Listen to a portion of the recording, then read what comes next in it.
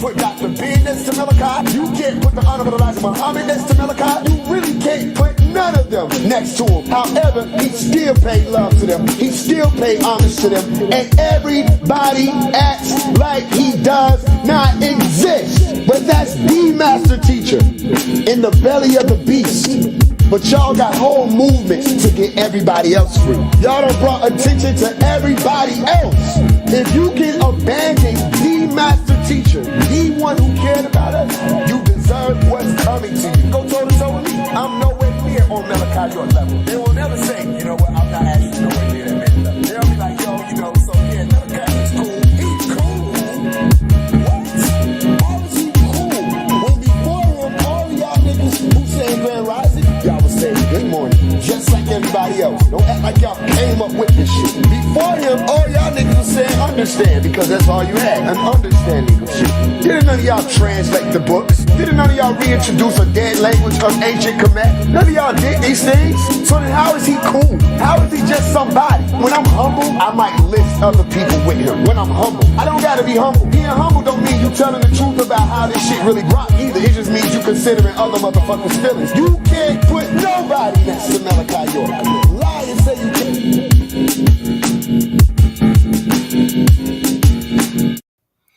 Roll back, Moisar. Roll back. We are back. With another discussion on Wu-Sabat. We are back with another discussion on Wu-Sabat. Greetings. Peace. Blessings to the YouTube family out there. Appreciate for those who take the time out to check us out today. But we're here. For those who do not know me, my name is Peti Sina Tebtu Hore'e, and I've been over, it's now 35 years, student teacher of the profound doctrine of the master teacher, known to us as Pan-Abab Yananan, also known as Dr. Malachi Z.K. York, who has been teaching us our ancient culture. We call Wu-Sabat, also known as Wu-Nawab. And it stands for those who make decisions based on sound right reasonability, based on the principles of Ma'at, based on the wisdom of the Hutri. In essence, our culture was based on living in harmony with natural nature. For all those who may not know, our original indigenous culture on the continent in Africa and in the Americas was based on living in harmony with nature.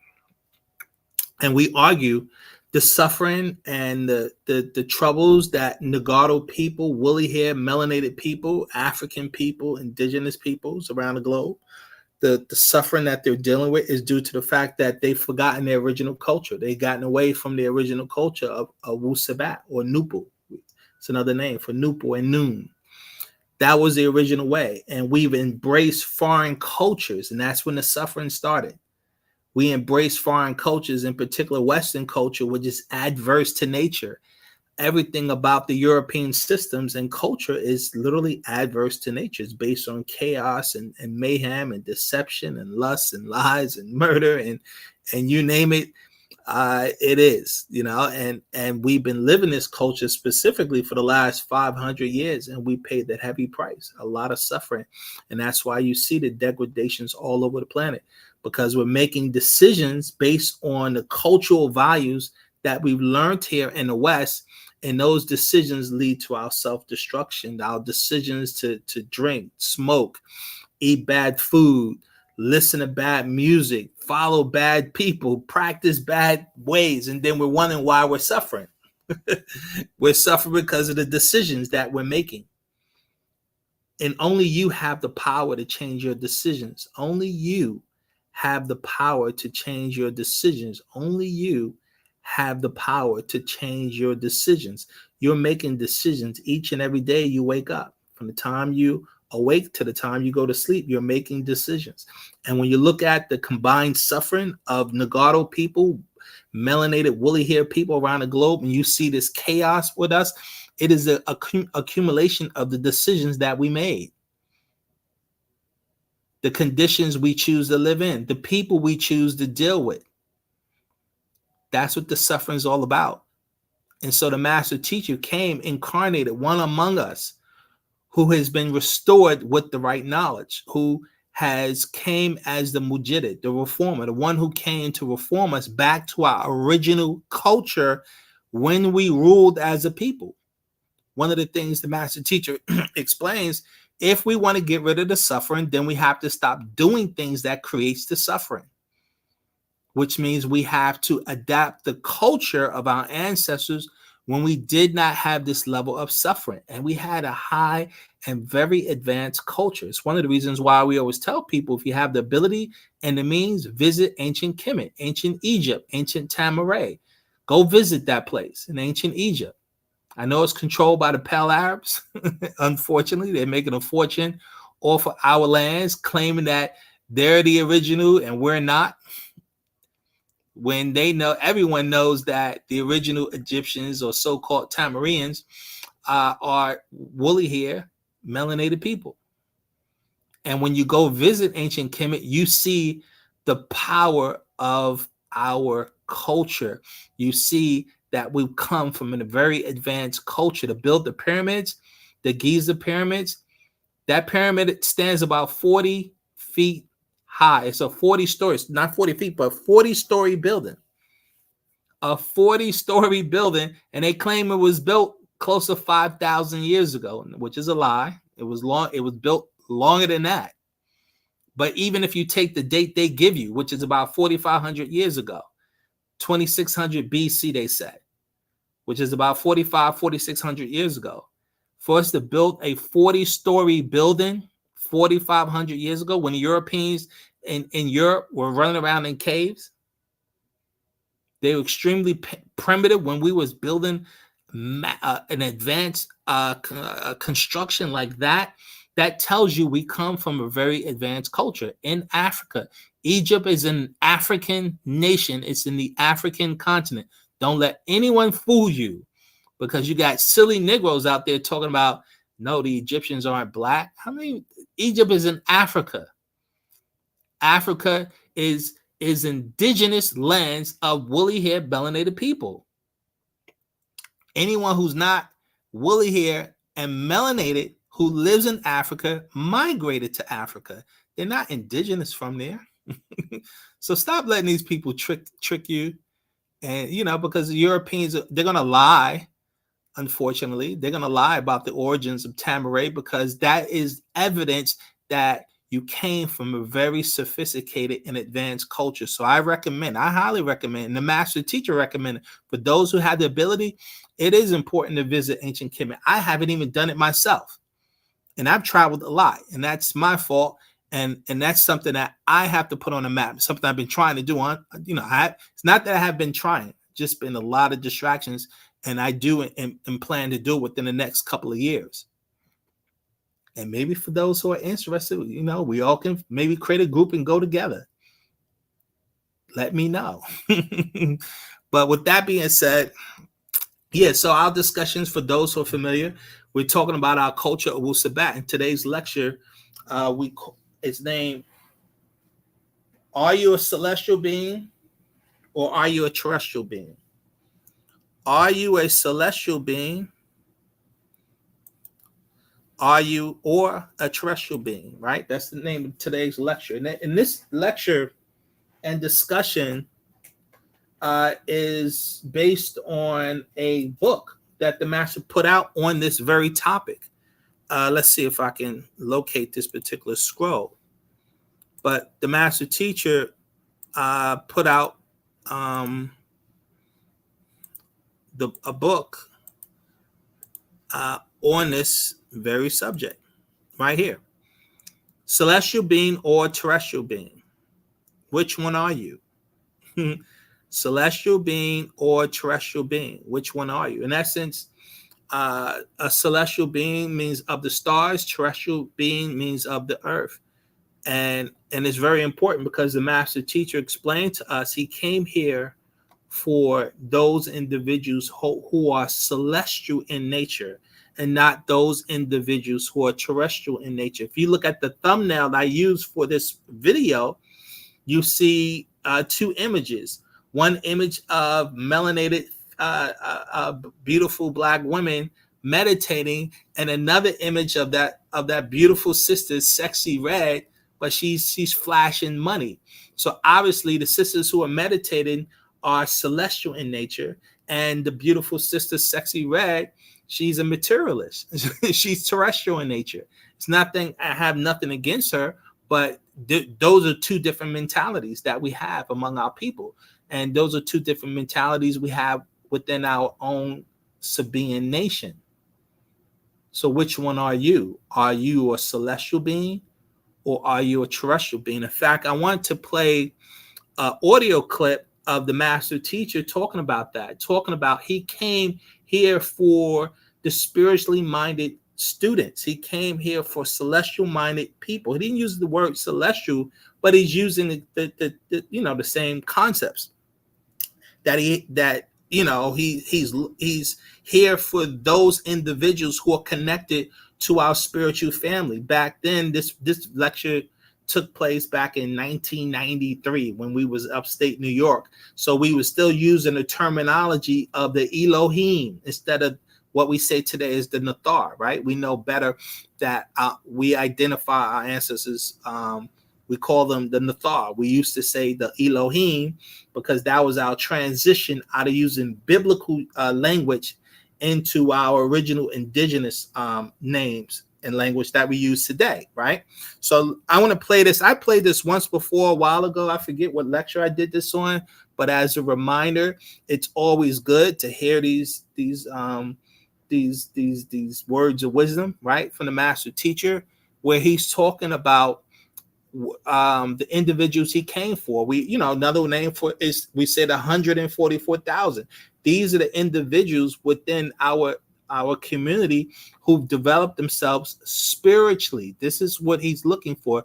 Those who are not caught by the terrestrial culture, the European culture, the materialistic culture. Can you break away from their materialistic system and focus on the spiritual aspect of yourself, developing yourself so that you can become a part of your celestial family? That is the goal. That is the goal, right? And so let me play this audio. It's about 6 minutes long. It's the audio, it's not so clear, but hopefully you guys can hear it clear enough, right? But check it out.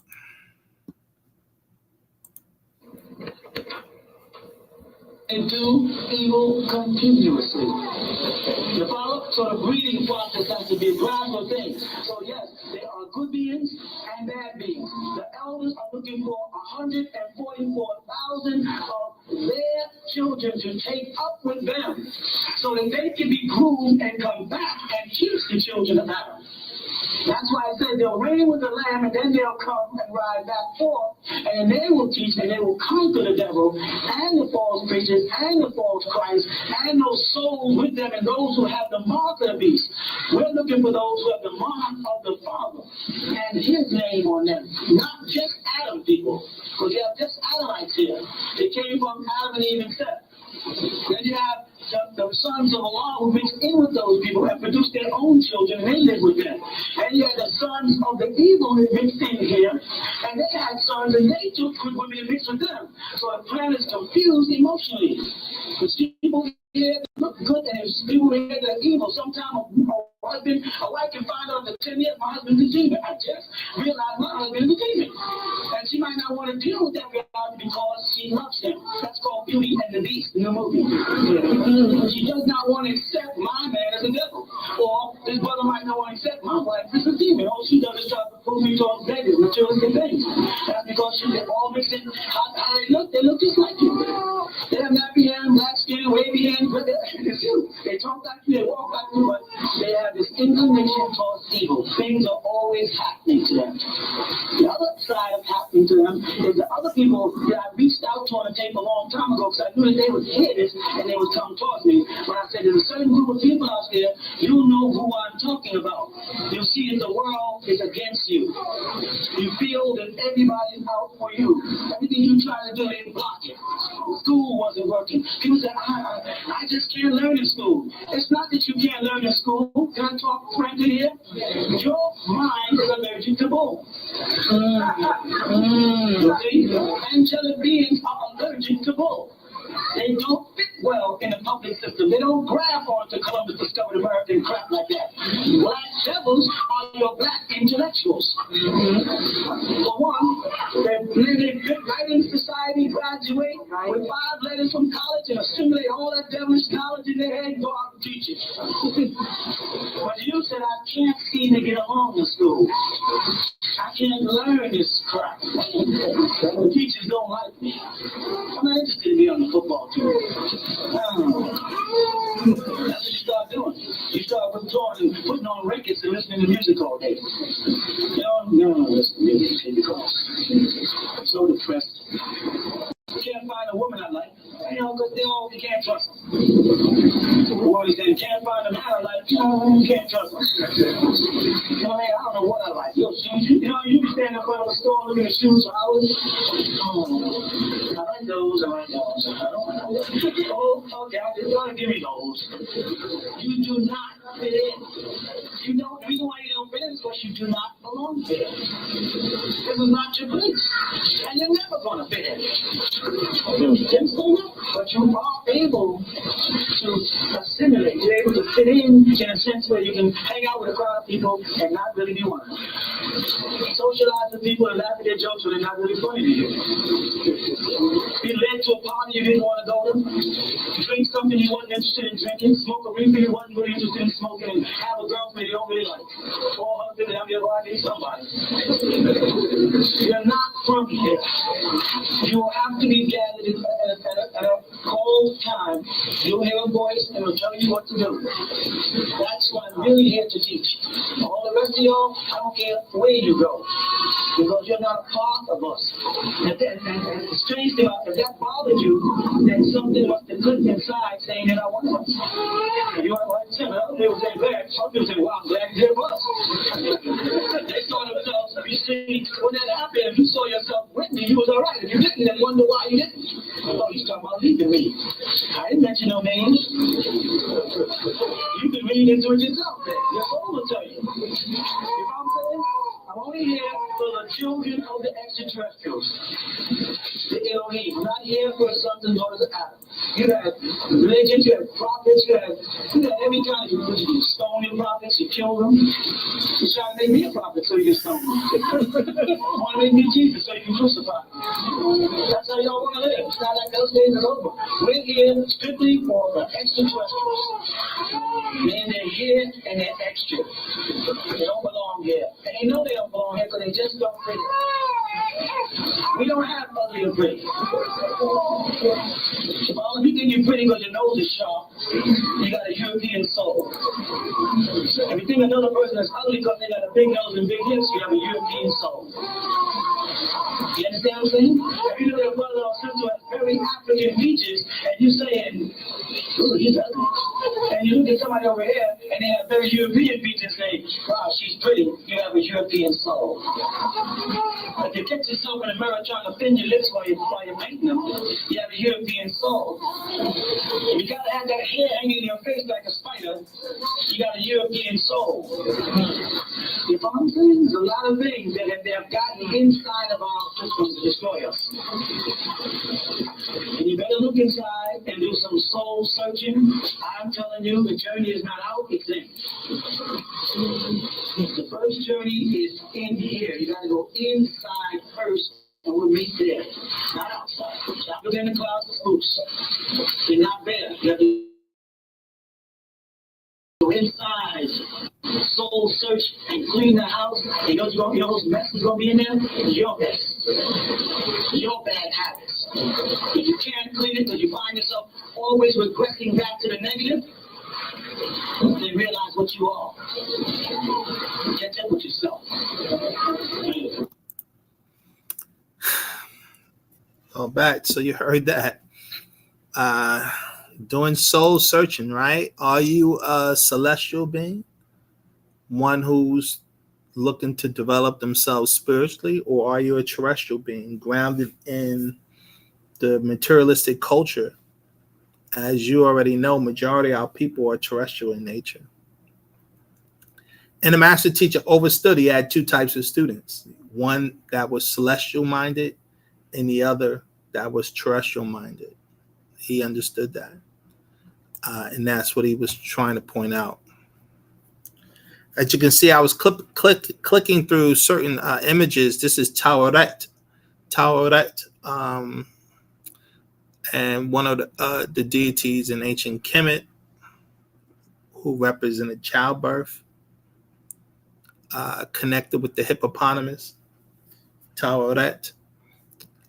It symbolized that we had a dual nature, that of the earth and that of the waters, right? We have an aquatic origin. As woolly hair melanated people, our ancestors were aquatic as well as land creatures. So we originated out of the waters and then we migrated onto the land. And this tower, that symbol represented that. This is one of our ancestors, Abdul Qudus, also known as Zoza or Doza, during the 3rd dynasty, I believe, 4th dynasty. He was one of the rulers. You can see his African features, right? Full lips. He had, the wide nose, and the high priest in his court was Imhotep, who allegedly built, what the first they call the step pyramid.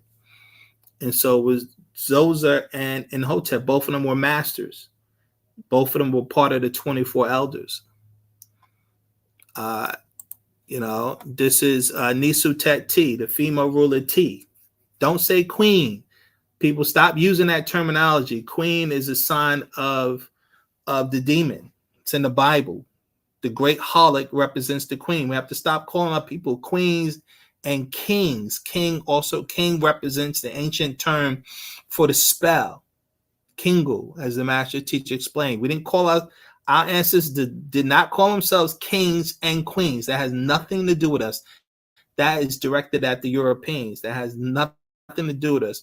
What you can use the term ruler or our ancestor rulers, female rulers, male rulers, right? If you're going to use the English word, and in our language, we'll say nisut for male ruler, nisutet for female ruler, right? Or nabab and nabab tet.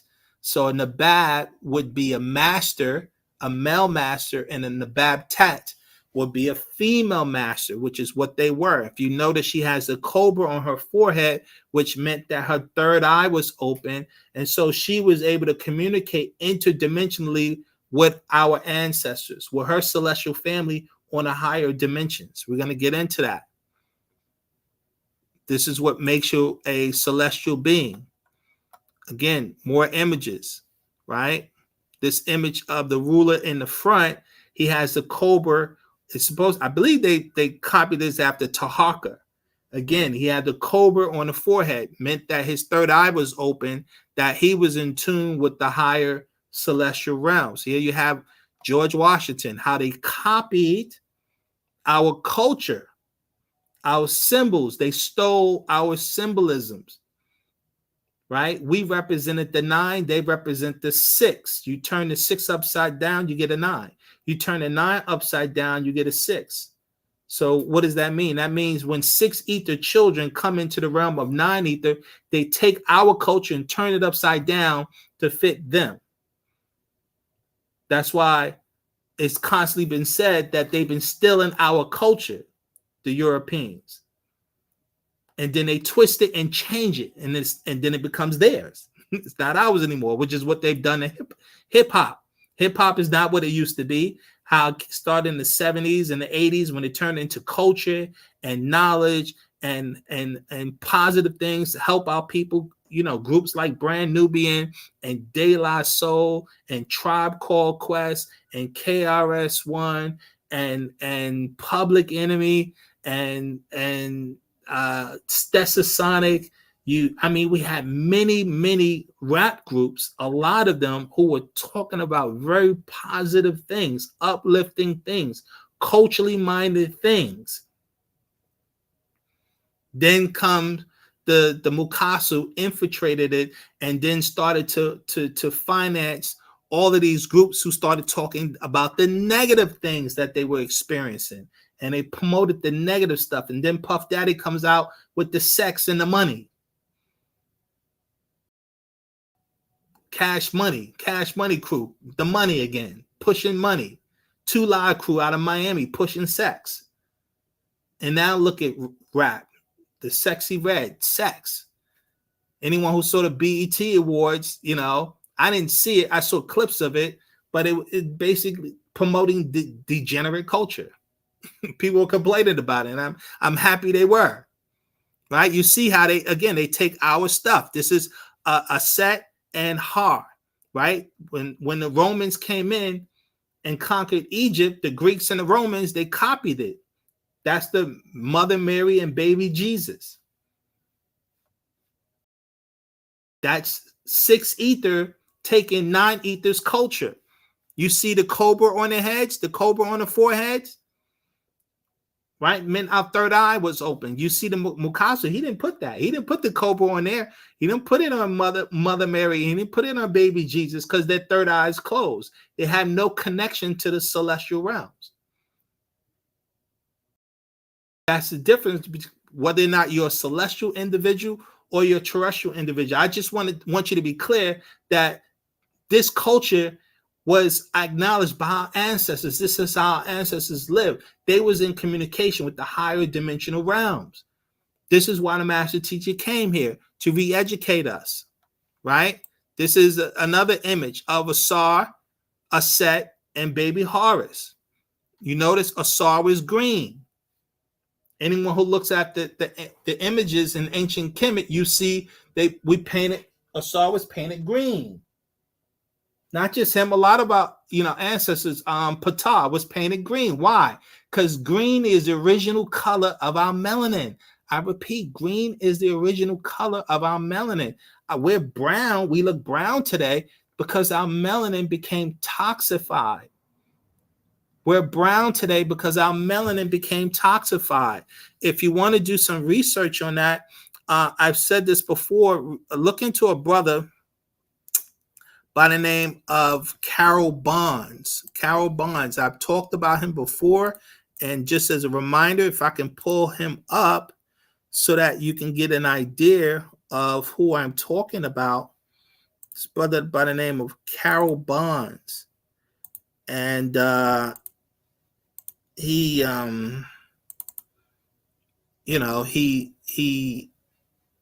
a chemist. He studied melanin. The chemical makeup of melanin. And he was explaining how our melanin is toxic. It's been toxified because of our diet, the things we've been eating. Dr. Carol Bonds. Scientists tell us that human beings evolved in Africa. And so that these human beings in the chemical industry. He wrote this book, Melanin Key to Knowledge. Researcher. Look it up. You should be able to find this book on the internet. Melanin, the Key to Knowledge. Dr. Carol Bonds. 7 years. Melanin, this is for him. the common person, we normally recognize it as the pigment that we find in our skin. Dr. Carol Bonds. He's a chemist. He's not the only one that did great research on melanin and educating you. You also have Dr. Ann Brown. Dr. Ann Brown. She's another one. Doctor dealt with melanin. Right? These are people that the children of Leviathan will never tell you about. They'll never tell you about them. They'll never tell you about their research.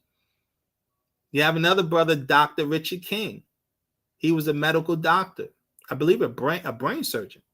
He wrote a book on melanin. Right? You have Dr. Layla Africa. For those who know, he was a herbologist. And he dealt a lot in explaining the science of melanin. Dr. Layla Africa, look him up for those who don't know. Melanin is key. Melanin is key, right? As Dr. Barnes said, the chemical key to life. Melanin. Melanin, the chemical key to life. So the question becomes, are you a celestial being or a terrestrial being? So yes, this is why our ancestors painted, ancient Kemet, they painted our ancestors green, because our ancestors were that color green. The master had taught us about that. The master teacher put out a book, The Melanite Children, back in the 90s, where he was explaining that. Our molecular structure altered because certain chemicals came infused into our blood. The master said we began to process more iron in our blood, where we used to have magnesium, and the iron replaced the magnesium, and the iron is what altered the color. That's a science all to itself of explaining how that is. But I just want to give you some insight on, our celestial origins. What you're striving for. Are you a celestial minded individual who's looking to develop themselves, or a terrestrial minded individual? This is an image of Amun, right? Amun. And this article says, I came to Earth through the sacred city of Napata. Napata is also Nawapu or Nawapia. Napata in Kush, Africa. Or we say Africa. Excuse me, I have to get the correct thing. It says, I am love, right? I am inner peace. I am the one. I am perfection. The supreme being, the all. You hear that? The all, pa'ut. When we say Amun, we're talking about the realms of noon, the blackness, the darkness. That's why the children of Leviathan always keep saying dark is bad, darkness. That's a dark day, right? President Trump got shot the other day. Pretty sad. And I'm sure a lot of people said that was a dark day in American history. You see that programming? Everything negative, bad, they keep using the term dark. This is why the master teacher kept telling us language is key. You cannot speak the language of your conquerors. They'll use the language against you without you even realizing it. And then you're wondering why our people running around trying to alter themselves to look like the European. Language is key. We keep calling on their spirit forces, God, Allah, Jehovah, Yahweh. We keep using their names, Jesus, Muhammad. Language is key. Those tones connect to their spirit forces. Language is key. Are you a celestial being or are you a terrestrial being? Which one are you? Which one are you? Amun is the universe, the life force, the created, the unseen, and the seen. Omniscience means he knows all. The soul power, omnipotent. The soul power, the liberator. I live through Afrakan. It says, Kushite 25th dynasty statue of Amun Ra. Right? This is at the museum in Oxford, Ashmolean Museum in Oxford. They stole all our artifacts. In London, they have like thousands of artifacts that they stole from the continent. That's hidden in their basements. They don't want to reveal and give us access to it.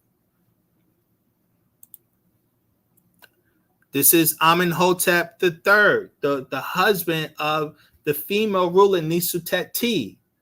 Amenhotep III. Again, you see the cobra in the front of his forehead. His third eye was open. He was in tune with his celestial nature. His third eye was open. He was in tune with his celestial nature. Amenhotep. This is the Grand Master. This is a spiritual master. This is Amenhotep, son of Happel. He was the high priest under Amenhotep III was the ruler, and his high priest was Amenhotep, son of Hapel. This being was a genius. He was the one who was teaching about the science of the Ka, your spirit force, the Ba, our soul force, and the Khatak, the physical body, and its relation to our spirit force and our soul force. These teachings came by way of Amenhotep, son of Hapel. He was a master builder. He was a master builder. And you notice he's sitting in the lotus position, that the Hindus make people think that they came up with that. No, that was an Egyptian practice, sitting in the lotus position. A lot of people don't know that. It come out of ancient Kemet. It didn't come out of the Hindus. Hindus didn't come up with that. Amenhotep was a master, a spiritual master. In fact, when he transitioned, right, and he moved on to the higher realms, the people, he was worshipped. He became one of the ancestors that we called on for assistance, because once we left this realm, we moved into a higher dimension. And for those whose third eye was open, you still was able to communicate with him in the higher realms. And he was venerated. He was acknowledged as a Dahutwi in his time, one who was connected to the celestial mind, which is what Dahutwi stands for, cosmic consciousness, the universal mind. Him, and as well as Imhotep, for those who don't know, had the same position. Again, Amenhotep, son of Hapel. This is when he was a little bit older. This image here, the master teacher told us, this image when he was 120 years old. Look, he's still in that lotus position. In fact, this is a position that the Muslims use. We call sajda. I think that's the correct name. The sitting position that we do in Islam. It's not. This is not lotus. I'm sorry. This is the sajda. This is a Muslim position that we did, or excuse me, Muslims stole it from us. So this is what we did, and when we got into this position when we went into prayer, right? So when we did prayer, communicating with our celestial family. Again, are you a celestial being or are you a terrestrial being? Which one are you? This is a being by the name of Ahnun. This was the brother of Nesutet, right? Amenhotep III and his wife Nesutet, right? This was her brother, Ahnun. He also was a priest in ancient Kemet. He was considered a prophet in ancient Kemet. This is what a whole concepts of beings being able to see into the future and the past. Prophets and prophetesses, male and females, having these spiritual abilities. He was a master. His name was Ahnun.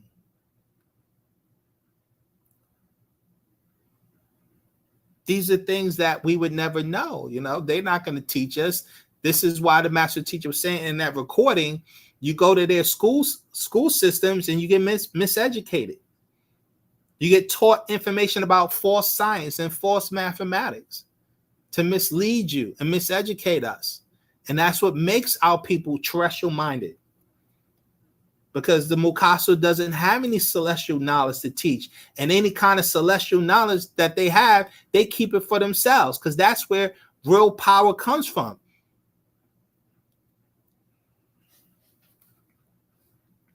But this is Ahnun. Look these people up. These are individuals your children should be taught about, starting in grade school. These are our ancestors. Stop letting individuals tell you you're not connected to ancient Kemet. That we're not the same people, that these are not melanated, woolly-haired people. You are connected to them. Listen, first of all, we didn't even use the name Kemet. That was really a new name. The original name of our landmass was Tamaray. That's what the master was telling us. It's Tamaray. Some people mispronounce it as Tamari, but it was Ta-Ma-Re. Re. And it meant all of the continent, not just the one area called Egypt today. It was all of what we're calling Africa was considered Tamaray.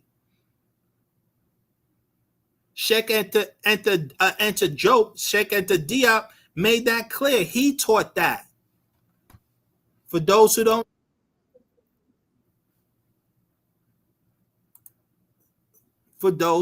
know, Sheikh Anta, Anta Diop, taught that.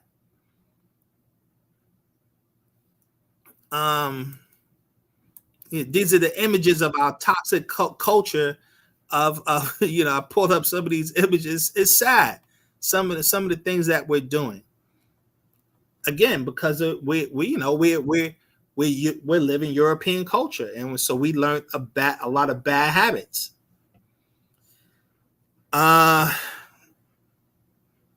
If I can find them, where is that? Because I just seen that on like videos. Let me see if I can find it.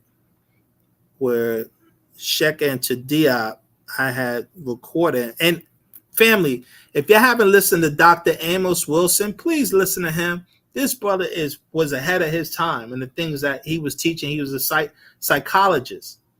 And early, he was educating Black people about culture and our psyche, how our minds, why we were behaving the way we were behaving. It was explaining the psychosis of our people and what happened to us during slavery, which produced the Negro mind. Dr. Amos Wilson, look him up for those who are not familiar with him. Dr. Amos Wilson, look him up for those who are not familiar with him. This is Sheikh Anta Diop, And let me see if I can find. There's a clip here. This clip right here. Now he spoke in French.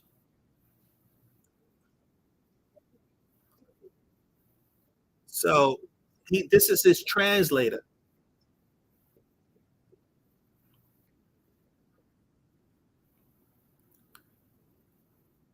And so he's going to go in and explain. I think this image was in the temple of Seti.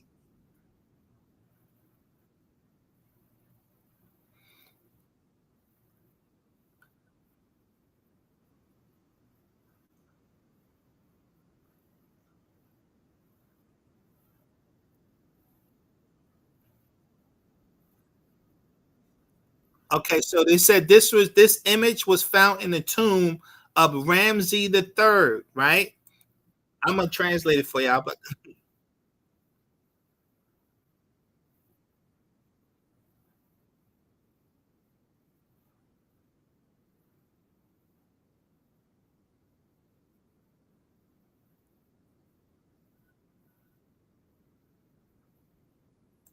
okay, so he said that the image right here on the left, the far left, that my arrow's pointing, that represented what an Egyptian looked like.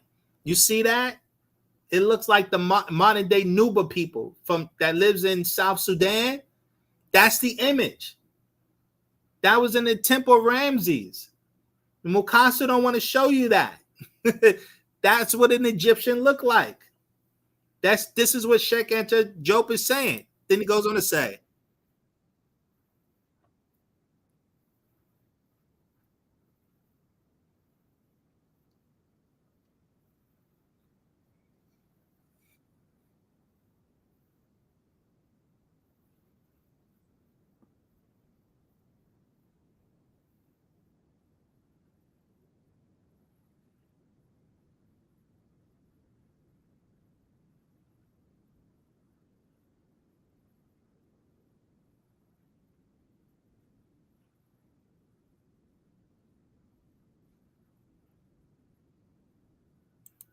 so now he said the third image represented all the other Africans throughout the continent. So you had the image of the Egyptian, which is on the left, and then the third image here was the image. It's basically the same image. They all was the same people. And he said the whole continent. don't let people tell you you're not Egyptian or that you're not connected to that culture. Don't let no one lie to you. Because you got people out there, you got Negroes out there trying to say that silliness. One brother named, what's this guy named Chief X that I've seen him on Sinetta talking about, you Negroes are not Egyptian, you're West African. Family, this is Sheikh Anta Diop. If y'all don't know him, you need to know him.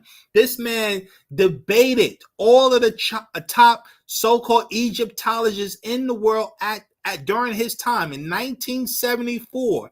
He debated them. He's a West African. He's from where is he from? Senegal. His tribe is the Wolof tribe. He was explaining his West African tribe are connected to the same Egyptian culture. His debating partner was a brother by the name of Theophile Obenga. Theophile Obenga is from the Congo. He's from East Africa. And he's explaining all of our people represented the same culture. Don't let no one tell you different. These are the scholars, and they debated the top Egyptian scholars of their time and defeated them. They don't, the Egyptologists today don't want to give them credit. Egyptologists today ignored Sheikh Anta Diop. In fact, Dr. Sheikh Anta Diop came up with a melanin test where he said, let me test all the mummies and prove to y'all all of them were melanin dominant. And they refused to let him do it. They refuse to let him do it because that they won't do it to this very day. They keep doing these fake DNA tests and this DNA and saying about the DNA go back to Europeans and DNA to the people of Levant. They're liars. They're liars. They're liars. In fact, the brother exposed that DNA test. The so-called haplogroups that come out of Europe originated in Chad. A brother exposed that. You think the Mukasu is going to tell you that? You think the children of Leviathan is going to tell you that? No, they're going to lie. You cannot allow your oppressor to educate you. This is why our people have a terrestrial mind and not a celestial mind, because they don't know the facts. I repeat, this is why our people have a terrestrial mind and listening to the Mukasu, the European, because they're terrestrial minded, they're materialists. Everything in their mind is grounded in the earth. They're not going to teach you any celestial doctrine, no spiritual doctrine. They're going to keep lying to you. You can't let your adversary educate you, educate your children. If you want to turn things around, you fix the children. If you want to turn things around for our people, you educate your own children. If you want to turn things around for our people, you educate your own children. This is something that Umar Johnson's been talking about. All this degenerate culture that you see among our people, you can't do nothing with the adult Black population because they already been miseducated. But you can fix it by controlling the education of your children. This is what my whole project with nupocc.com is all about. I know it's hard for individuals to comprehend what I'm doing, why I'm doing it, the importance of it. I'm not getting the support. I can't develop this project without the support of the people. Because we need 10,000 individuals to become subscribers in order to really develop this project so I can develop the capital, because I'm not asking the Mukasu for any money. I'm not going to ask the children of Leviathan for money. If this project takes off, it's only going to take off because of the people support it. It's up to you guys to spread the word and become members. Get family and friends to become members and spread. I don't charge for my YouTube. I don't have commercials. If y'all notice, I don't do commercials on my YouTube. This whole nupocc.com project is about, one, we want to create an encyclopedia. Imagine us creating our own reference encyclopedia that's teaching all the truth and the facts about our culture. All of the truth, all the facts, from Martin Luther King to Malcolm X to Harriet Tubman to Sojourner Truth to Amenhotep III to Nesutet T, to Nelson Mandela, to Nisutet Nzinga, to what our tribes ancestors were doing as Ashanti, the Yoruba, the Zulu, the Dangala, all of the history, all of the facts. This is what our children need to be exposed to, not the lies. But this is really a multi-million-dollar project. It's an insane amount of money to develop a project like that. It can't go nowhere unless you all spread the word, unless you all support it. We have the facts. We have the actual facts. We're the ones with the right knowledge. No one has the right knowledge the way we have as students of the master teacher. We're the ones who have the complete, total truth of our history and origins. We're the ones just showing you the facts, the data. This is what we do. The Mukasu they know about our celestial origins. They're dealing with these celestial beings themselves. They're keeping it hidden, and our people are just being ignorant to these facts. Why? Why are we ignoring it? It's all over the media. In fact, let me put on this guy, David Grush, for those you don't know. He was a whistleblower for the United States government. His job was to research the secret government extraterrestrial projects. That's what his job was to do. And they crucified him when he wanted to tell the public. They got on him when he wanted to tell the public because they didn't want to tell the public that, yes, the United States has spaceships. The United States deal with extraterrestrials, and he was trying to expose it. All of these whistleblowers that try to put that information out. This guy, William Tompkins, look him up. William Tompkins, he said he worked for the secret government in the 1940s and the 50s and the 60s. He said he was doing science for them. He said he was working in conjunction with the Pleiadians. This guy, look him up, William Tompkins. Anybody research Corey Goode? Corey Goode claimed that he was working for the secret government. Look him up. His YouTube is Spirit Being Alliance. Everyone should know Dr. Stephen Greer. If you don't know Dr. Stephen Greer, then you don't know anything about the UFO phenomenon. Dr. Stephen Greer is everywhere. He has all of these government individuals who are part and connected to the UFO phenomenon. That these celestial beings are real, not fake. They're real, not fake. Why our people are not on top of this? Why our people are not giving credit to Dr. York, who's been exposing this information since the 1960s? The master teacher came here to teach us. When the Europeans, when the Mukasu talk about it, they talk about their overlords, the Pleiadians and the Aldebarans. In fact, I got a clip of a German who's breaking that down. Let me see if I can pull this up. They talk about their celestial beings. Hold on. Let me see. He talks about this is, again, the master teacher has been telling us this stuff for years. Hold on, my computer is running slow. If I get choppy, I'm sorry. If any of my sound messed up, I'm not sure. It's hard to know because I'm not live. So hopefully this lecture is coming out clear, crystal clear. I'll check it before it's posted anyway. Let's see, where are we at? Here we go. And let's see if I can find it.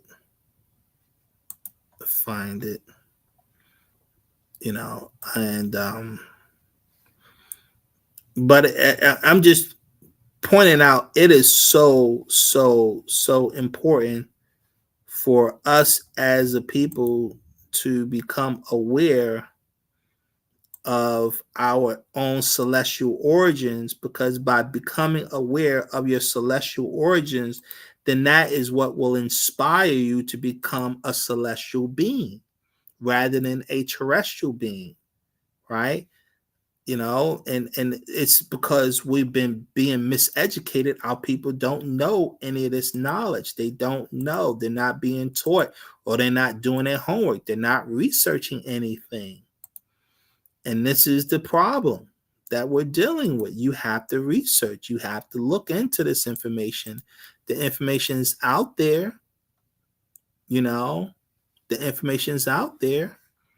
But everyone should know about the secret government. No one should be ignorant to the secret government and what their agenda is. In fact, that's what Trump called the deep state.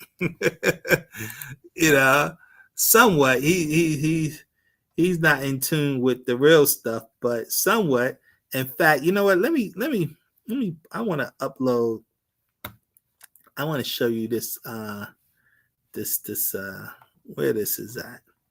Dealing with the secret government and all, because I did a lecture on it. I need to do another lecture on the secret government, because of my more details. Now, this was a senator, because the secret government, they're the ones who are dealing with these extraterrestrials or these celestial beings. You know, the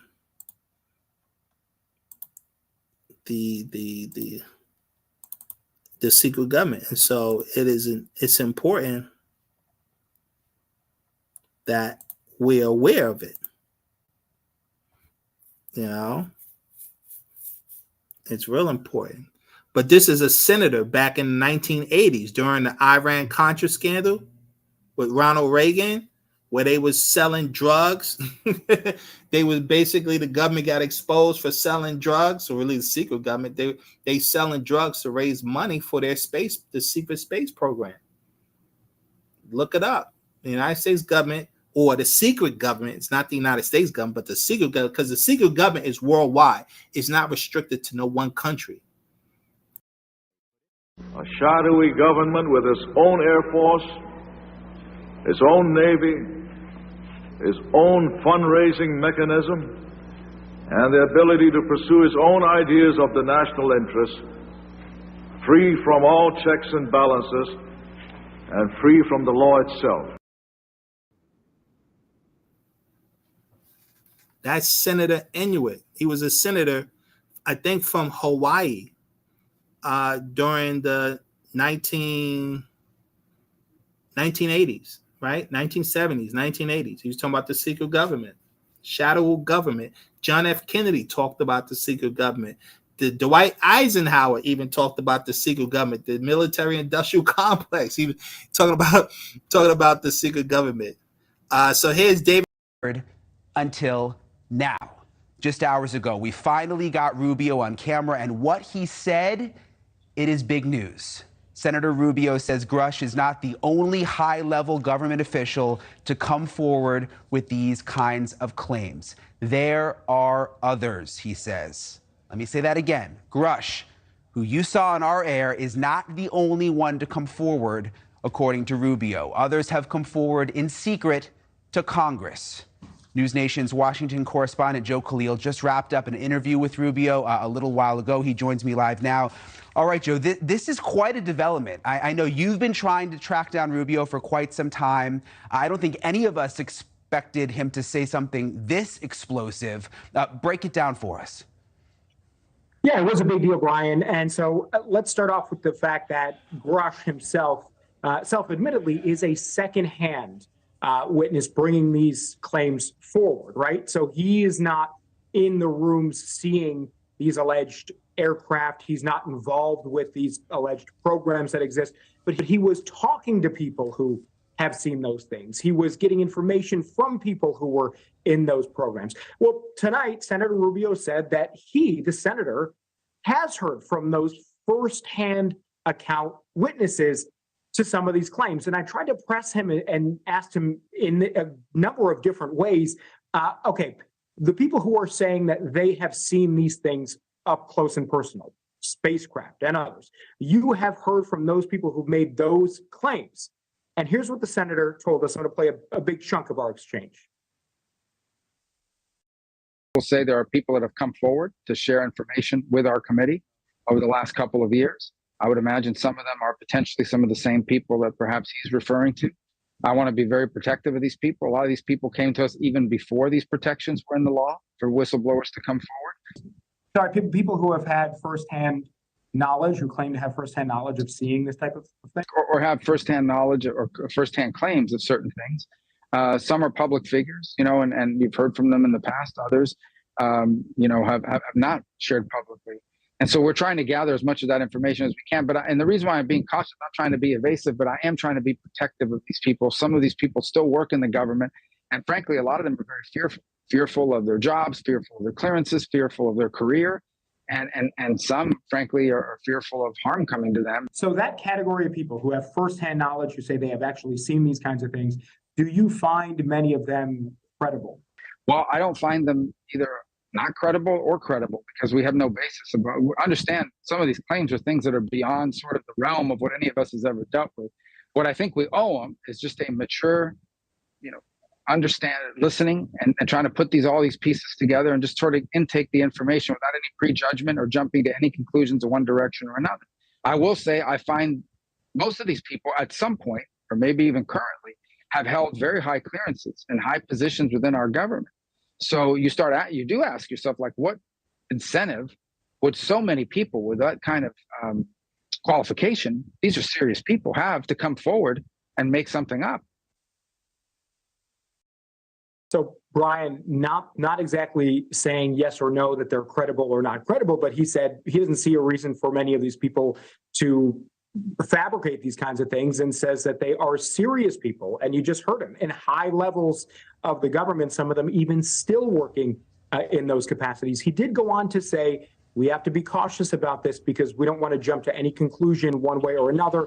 Many of these claims, he says, are fantastical. So you just have to stick to where the facts take you. Nonetheless, I think big revelation tonight from Senator Rubio, and some pretty serious information there. Yeah, it's just remarkable that he is saying that other whistleblowers have come forward. And what you mentioned, I think, is what really makes this interesting, that these are people with firsthand accounts. Of course, when we had the exclusive with David Grush, this was information, he's a high-level intelligence officer, but that he was hearing from other colleagues who he worked with. Now Rubio is saying that he is getting firsthand accounts from other high-level officials. I just want to remind people what David Grush told us 3 weeks ago when we had the worldwide exclusive here on News Nation about this secret government program. I want to play again for people exactly what Grush said. When you say crash retrieval, what do you mean? These are retrieving non-human origin technical vehicles, call it spacecraft if you will, non-human, exotic origin vehicles that have either landed or crashed. We have spacecraft from another species. We do. Okay, so Rubio Joe made clear now that he has heard from other whistleblowers with firsthand accounts. Did he say anything about David Grush? Has he spoken to David Grush? Did he say anything about Grush's credibility? What he said was that the Inspector General has found Grush's claims to be at least worthy of more investigation, and that the Inspector General has found that Grush is a credible person. Now, the Inspector General's job in this case is to assess that. If they are credible, then they are referred to Congress. And if they are not perceived to be credible, then they don't get to take that extra step. And what Senator Rubio said, he didn't confirm that he has heard directly from David Grush, but what he said is that the Inspector General did refer him to Congress. So that, I think, is an important admission in and of itself there. And he did say, again, that a lot of the claims that he is hearing from firsthand witnesses sort of track with what we're hearing from David Grush. So interesting. I knew when you told me that you were going to get this interview tonight, Joe, that it was going to be revealing, because we had been waiting to hear from Marco Rubio, but I did not expect him to say that they've gotten these firsthand accounts. I mean, just unbelievable stuff.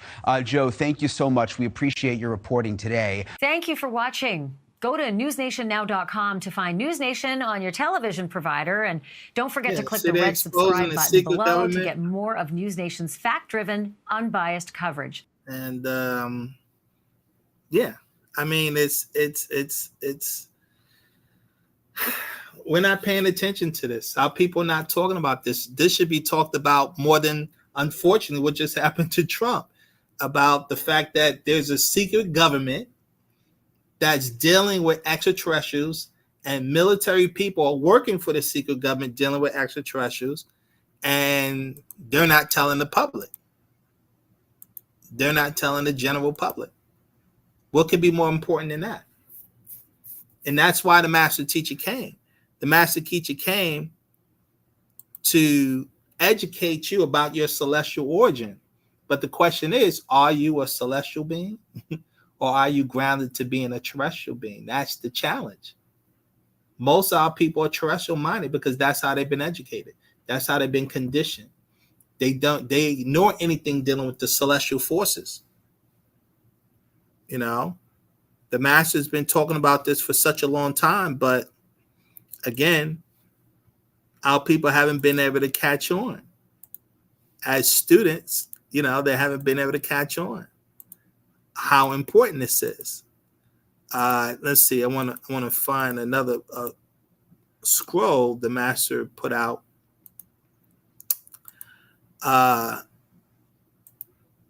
Dealing with this. So this is something else from his scroll he put out. This is called the ultimate update. These were when students has been going to the master teacher for the last 20 some odd years, and doing interviews with the master teacher who's entrapped in that box they have him in that maximum security prison. And this is some of the things that he's told them. He said most rituals and symbols that are used by mystical orders originated in Egypt, right? So all of this celestial knowledge and doctrine comes out of ancient Tamaray, ancient Kemet. A lot of people don't know that. You got black people going to Hindus, studying under Hindus. You got black people going to China, studying under the Buddhist monks like Wu-Tang Clan and them. They don't realize all of this spiritual knowledge came out of Africa. This originated with us. But we're being miseducated, misinformed, because most of the information you even see on social media spiritually leads you either to the Hindus or to the Chinese, when we're the ones with the spiritual knowledge. We're the ones, but our people don't know this. They don't know their own, history and origins. And that's, what the master teacher has been talking about, that we've forgotten our own origins, that we don't know things that we should know about ourselves. That's what the master called the spell. He's been saying we're under a hypnotic spell where we've forgotten our own origins, right? In fact, where is this book where he talks about this? The hypnotic spell. This book here. What's this, page 11? Go to page 1. Breaking the spell on the blacks, right? This scroll the master put out back in 2000, 2001. We'll go to page 11. Right, 2000. There is an evil hypnotic spell of amnesia cast upon the Nawapians, right? Black people everywhere by Kingo. See that word, Kingo? The hypnotic spell of sleep. That's why we don't use the word king, family. And if you queen, look in the Bible, in the book of Revelations chapter 18 talks about the harlot called the queen. It means prostitute. Stop using those terms, kings and queens. Stop using those terms. That's for the Mukasu, the European. That's their terms, their language. So there's an evil hypnotic spell of amnesia. We don't remember our own history and origins. We don't remember that the Egyptian culture was all of our culture. That's what Sheikh Enter Diop was saying. Dr. Sheikh Enter Diop was saying that that culture was all of the continent. The Mukasu is not going to tell you that. The children of Leviathan is not going to, they're going to lie. They keep lying about it to this very day. The culture that was practiced in ancient Kemet was called Noon or Nupu. This is why they say that the Atum Re, the sun, came out of the waters of noon. Noon.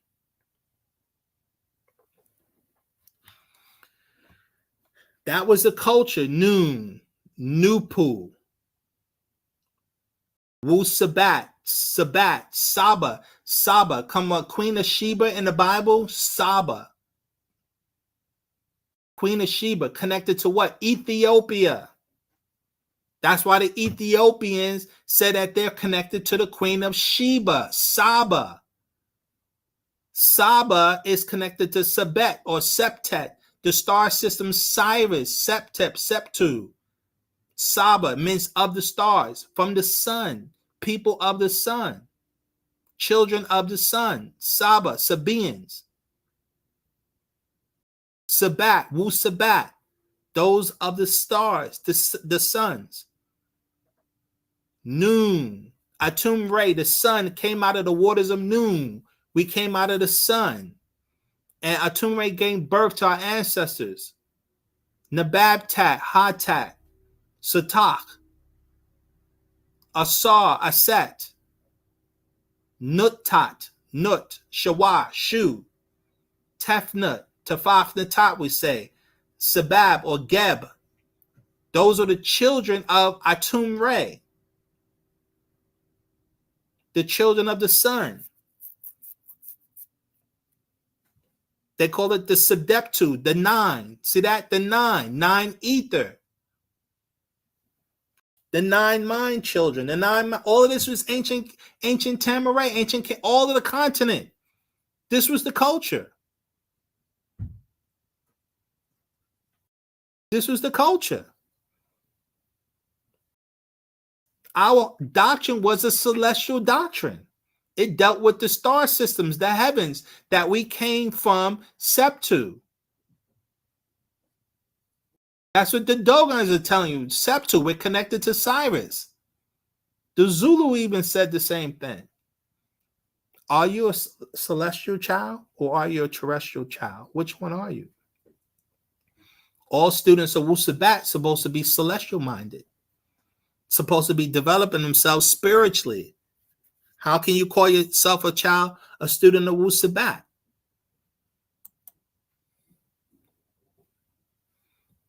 That's why we keep talking about, I always put out the SMAT circle. The SMAT circle. Right? This is actual facts number 13. Nawapian ontologists of time. The SMAT circle. Nawapian ontologists of time. We're here on the 3rd density. We're in the 3rd density. You're connected to the 4th density. We call that the mental plane. That's the beginning of the mental plane. All celestial minded children supposed to connect with the mental plane. That's how you open your 3rd eye. You have to connect with the mental plane. This is the goal. The master teacher talks about that. Moving your consciousness from the 3rd density to the 4th density. Moving your consciousness from the 3rd density to the 4th density. Right here in this particular scroll, which one? This is page 13. This is what is Nawapu? This scroll came out in the year 2000. What is Nawapu? We go to page 13.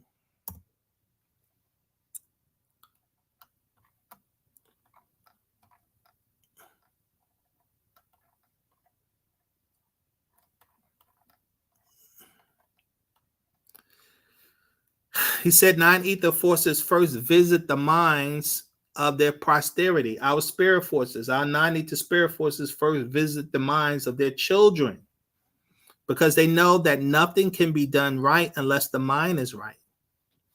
The mind cannot be right unless it has accepted the right knowledge. You are out of your mind and in his mind, right? We think like the Mukasa. We think like terrestrial people, materialists. You all share in a mental reservoir which vibrates on the 4th density. Everybody partakes of the mental plane, intellect, ideas, creation, etc. You vibrate on the third density. You vibrate on the third density. We're trapped on the third density. That's the material plane where our minds are locked to this density. That's why the master said we're caught up in person, places, and things. We can't think outside of that. That's the celestial minded individual. Can't think outside of the third density.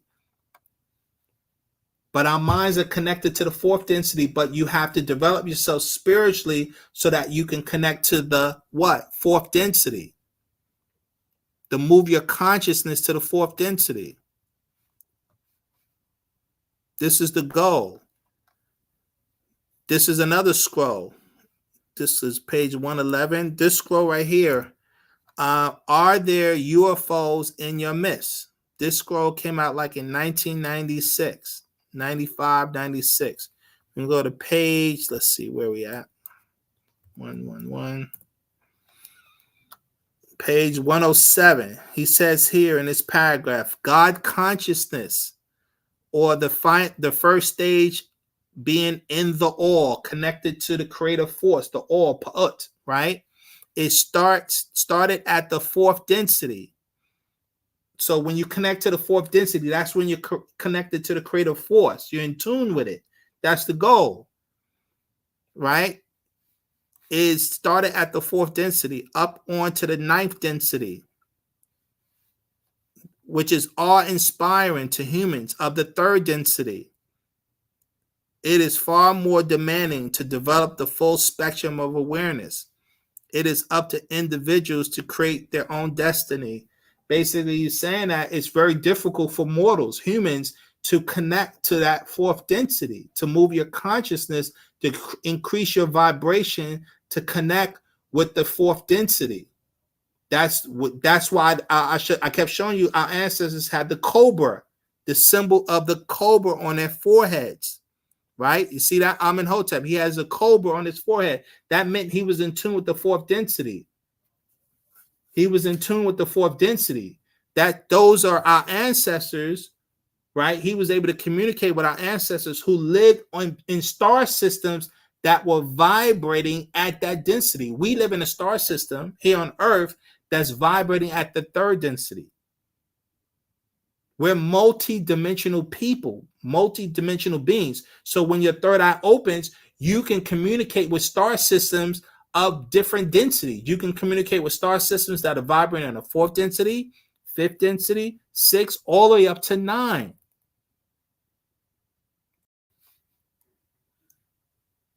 But he said again right here, he says is starting at the fourth density, right? The God consciousness, right? Being in tune with the all, which is Pa-Pa'ut, start at the fourth density up to the ninth density. It's awe-inspiring to humans of the third density. He said humans can't comprehend it because you don't have any spiritual knowledge. You don't have no spiritual education, so you can't comprehend it. So he put out in this book, this is the actual facts number 17. Actual facts number 17, emotional energy. Actual facts number 17, emotional energy. He talks about that tremendously in this particular actual facts, that we're connected to all of the different density levels. We're connected to all of the different density levels. Actual facts number 17. Actual facts number 17. This is the SMAT circle. This is page 9. This is the SMAT circle. You have the lower realm, the upper realm, the 9 mind, the 6 mind, right? It says you vibrate on these 4 densities at birth. Density 1 is the material plane. Density 2 is the plane of force. Density 3 is the spiritual plane. And density 4 is the mental plane. Okay? The physical plane is 1. The abode of life, that's the plane of force, is 2. The spiritual plane is the 3rd density, and the mental plane is the 4th, right? Once you open your 3rd eye, you'll be in tune with the 4th density, the mental plane. And once you're able to connect with the mental plane, that's how you're able to make contact with your celestial family. that vibrates on those planes, on that realm, in those realms. He talks about it here. Where are we at? Let me see. This is, let me find it. We're going to go to actual facts. Okay. First of all, let me show this also. I've talked about this right here. We're here on Earth, the center, right? We're in the middle Earth, okay, the third density. And you got to pass through 9 gates to get to the 4th density. When someone physically dies, they got to go through these spiritual gates in order to get to the realm where our ancestors are, right? These gates open up at certain times. He said 3 a.m. is when the gates open up. Your mind consciousness, because you did prayer, rituals, concentration, you called on your ancestors throughout your life, that connects you with them. So when you physically transition, you'll be able to communicate with them. They're connected to you because you were doing rituals while you was here on the 3rd density. That's what opens the connection to them. I hope you know that, right? Very important. That's why we keep saying, do the rituals, do the prayers, do the meditation, do the chanting. Very important. But again, there's a hypnotic spell of amnesia cast upon you. Our people forgot our own origins. We forgot our own. We can go to ancient Egypt today, see all of these images of Nagato people, woolly hair, melanated people. The images is everywhere. You see, we built these magnificent pyramids and temples and statues, and you're like, how the heck did we do it? You have amnesia. You can unlock your amnesia, you know. It's encoded. This information is encoded in your DNA. Once you unlock your DNA, you connect with your oversoul, you connect with the 4th density, it unlocks your DNA and it unlocks your ancestral memory. That's why the master teacher can teach all of this, because his DNA is unlocked. He has that memory. The question is, are you a celestial being or are you a terrestrial being? Are you a celestial being or are you a terrestrial being? Right? Same thing. This scroll right here, the master teacher taught, this is actual facts. Where we at? Number 23, actual facts. Number 23, the gospel of Yanun, of the sacred feminine. You go to page, let's see, what's that? I think it was at 48. This is page 46. The secret of 3 as one and the same. You are a 3rd dimensional being, ready to experience the 4th you or the etheric you, right? You must be ready to connect with the 4th you, to connect with the mental plane, the 4th density. Move your consciousness there. That's the goal. 9 to the 9th power of 9 overpowers calculations in math. Know your 3rd eye, or the pineal gland in the center of your brain between the 2 halves, is your gateway. Once you learn how to activate it, it produces your melatonin, the master's secret, which is the secret of your divine being. This is Master Secrets number 23. This scroll is off the chain, where the master teacher's breaking it down. How to open your 3rd eye. How to connect with the 4th density.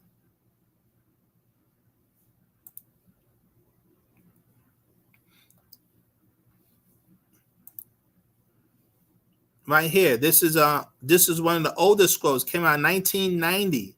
When I first came into the community, it's one of the books that I got.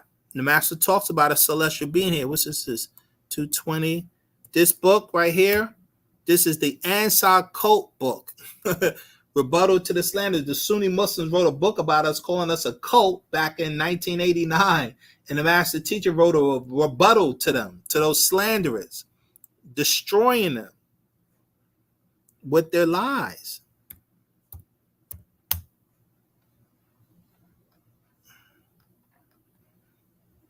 Just lies. We lie. I don't know why, we just lie. People lie. the master talks about in this scroll about celestial being.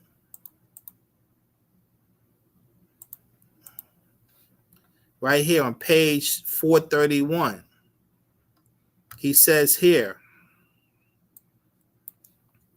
angelic beings are also called by the following names, right? Angelic beings, angels of the Bible, right? Angelic beings, they're called angels or heavenly hosts or spiritual beings or extraterrestrials or celestial beings, extraordinary beings, intergalactical beings. They can vibrate at a lower rate to communicate messages to man and personify. So he's talking about how these beings can drop their vibration because they're operating in a higher density. This is what a lot of these extraterrestrials, they're coming from higher densities. That's why they say 1 minute you see the spaceship, next minute the spaceship disappear. Why? Because they're able to fluctuate densities. They can move their crafts, they can drop in vibration, and then they can increase the vibration that moves them into another density, which then takes them to another dimension. These crafts are everywhere. They're all around us. It's just that the human eye can't pick it up because you're only able to see in what they call the visible light spectrum. You're not able to see in a broader spectrum, right? They say full spectrum light. You're able to see into other, in what basically you're able to see into the quantum world. Higher densities. We have that ability once you open your third eye. The master's been talking about celestial beings from the very beginning. This book came out in 1990. 35 years ago. 34 years ago. Constantly telling us, are you a celestial being or a terrestrial being? Which one are you?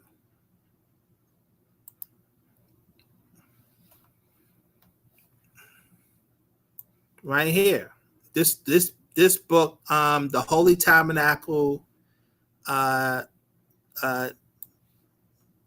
Ministries Guide to Better Living. This is called the Neatness and Purity book. This book came out like 1997, 98.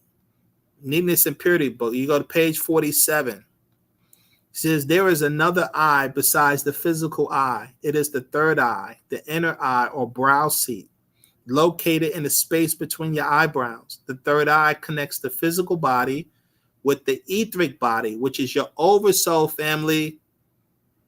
Your physical body needs to connect with your spiritual body. Your physical body needs to connect with your spiritual body. That's how you open your third eye. That's how you open your third eye. You do that through the rituals. You do that through the rituals. That's how you open your third eye. Why is that so important? Well, you read this Master Secret. We're on page 8 here, page 6. The Master Secrets, the cycles of life and death. Master Secrets number 10, cycles of life and death. You get this scroll, go to page 6. Page 6. We have humans, you only have about so many cycles. The whole point of learning to become a celestial being is to escape the third density, because everyone here in this density is in a reincarnation loop. The master explains to us. He says here, page 6, he says, just as in life and death, each of you have a purpose, right? If you have not accomplished your purpose, once you die, you will be drawn toward a bright white light to return back to life and live again, right? So that white light that white people like to talk about when they die or near-death experiences, that light is an energy, it's a sun, and it's transporting you right back to the third density. He says this repeats 24 times up to 24,000 times, depending on how many lives it takes for your perfection as a divine being to turn inside out and outside in. So your purpose is to turn yourself inside out. Basically, open your third eye, raise yourself up, become a celestial being, or you're going to keep reincarnating. But you only get up to 24,000 reincarnations. You only get 24,000, the master teacher says. He says you got to transform from beast to man to human, from human to Hu, which is a deity, you, who personified authority of being, Pa Pa'ut, Joef Pa'ut, the all in all. So each person lives many lives until perfection is attained. This may be your first, or this may be your last time, from 24 lives to 24,000 genomes or lives you've lived. Pa Wakut, the time is not linear. It's circular, in fact, spiral. Time, as life moves in circles or cycles, often you will repeat and feel like, I have done this before. I have been here before. I know that person. I never met in this life cycle. He says, I know that person that I never met in this life cycle. You know, that might have happened to you. This is why you made the clock a circle, a way of keeping time, and it repeats every 24 hours. Those of your lineage who have died and crossed over watch over you in this life and will come to meet and greet you at death. They try to help you in each life to guide you in the best direction. For most of you, because of the religion, you ignore their signs who speak inside of you that say, don't do this or that. Don't try that. Slow down, or danger ahead. Those are your ancestors talking to you. And because your third eye is not open, you're not developed spiritually, you don't get direct communications. You get inspirations from them. You get intuitions from them, but you don't get direct communication like you're listening to me direct. You have the ability to communicate with them directly. You don't have to operate on inspiration. You don't have to operate on intuition that you won't even listen to, right? We get intuition. Don't do that. We do it anyway. We get inspiration. Don't eat that. We eat it anyway. That's your ancestors speaking to you through you, but the communication is not crystal clear. And you're getting this feeling, you get these thoughts, and you don't know where the feelings are coming from. You don't know where the thoughts are coming from. And you get it also in a negative way, because a thought says smoke that weed and you do it. You know? Drink that bad drink and you do it. Eat that bad food and you do it. Rob that bank and you do it. Shoot that person, you do it. You get those kind of thoughts too, right? And you listen to them. And that's what's ruling the planet. Everyone's listening to the negative thoughts. And they are ignoring the positive thoughts that's coming into their mind. But you don't realize those are spirit forces. Those are spirit forces moving through you, your ancestors moving through you. Some are positive, who tell you the positive things, but then you have the negative ones who tell you the negative things. And that's why the children of Leviathan keeps putting negative everything in the atmosphere, in the community, in the media, so that you listen to the negative thoughts. So you watch a movie, negative movie about raping, robbing, killing, pillaging, getting money, and then you got the thoughts that tell you to do the same thing. And so you see that, and you see it in the world, and then the thoughts come in your mind, and you do it. And that's why this world is chaos. This is why a master teacher had to come to educate you. Who else would teach you what I just told you? No one.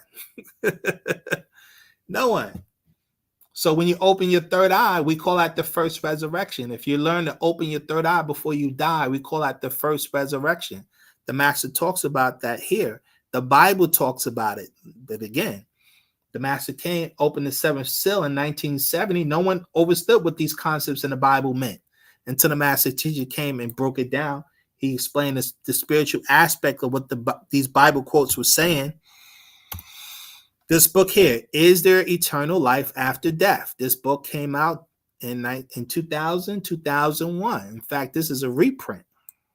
You know, the master came, You go to page, what's this? Page 78. I've talked about this before. We're going to talk about it again. If you read Revelation chapter 20, verse 6, it says this: Jesus Christ speaks about the first resurrection. It says, and I say the following: blessed and holy is he that has part in the first resurrection. In such the second death has no power, but they shall be priests of God and of Christ, and shall reign with him 1,000 years.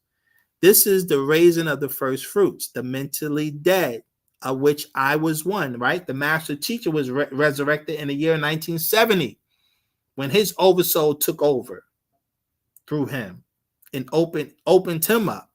That happened to the master in 1970. He says, I too walked the planet unaware of my potential.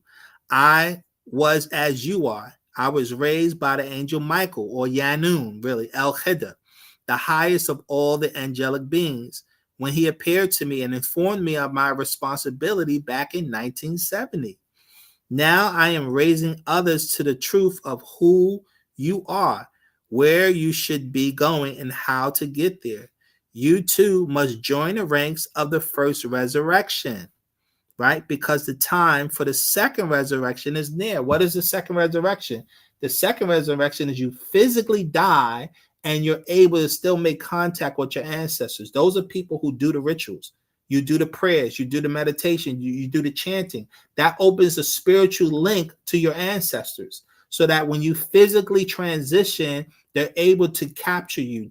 They would connect with you because you did the work while you was physically alive. You may not have opened your third eye while you were alive, but you was doing those rituals, and those rituals connects you spiritually to your ancestors, because we're all vibrating on the same resonancy. Each race are connected to their celestial family genetically. You're connected to your celestial family genetically. You have the same frequency and vibration. Remember, the universe is based on vibration. Existence is based on frequency and vibration. You got a whole bunch of YouTube channels out there talking about it.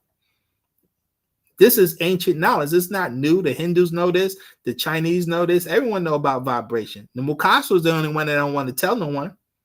I mean, he's telling you now with quantum mechanics. If you research quantum mechanics, he's basically telling you.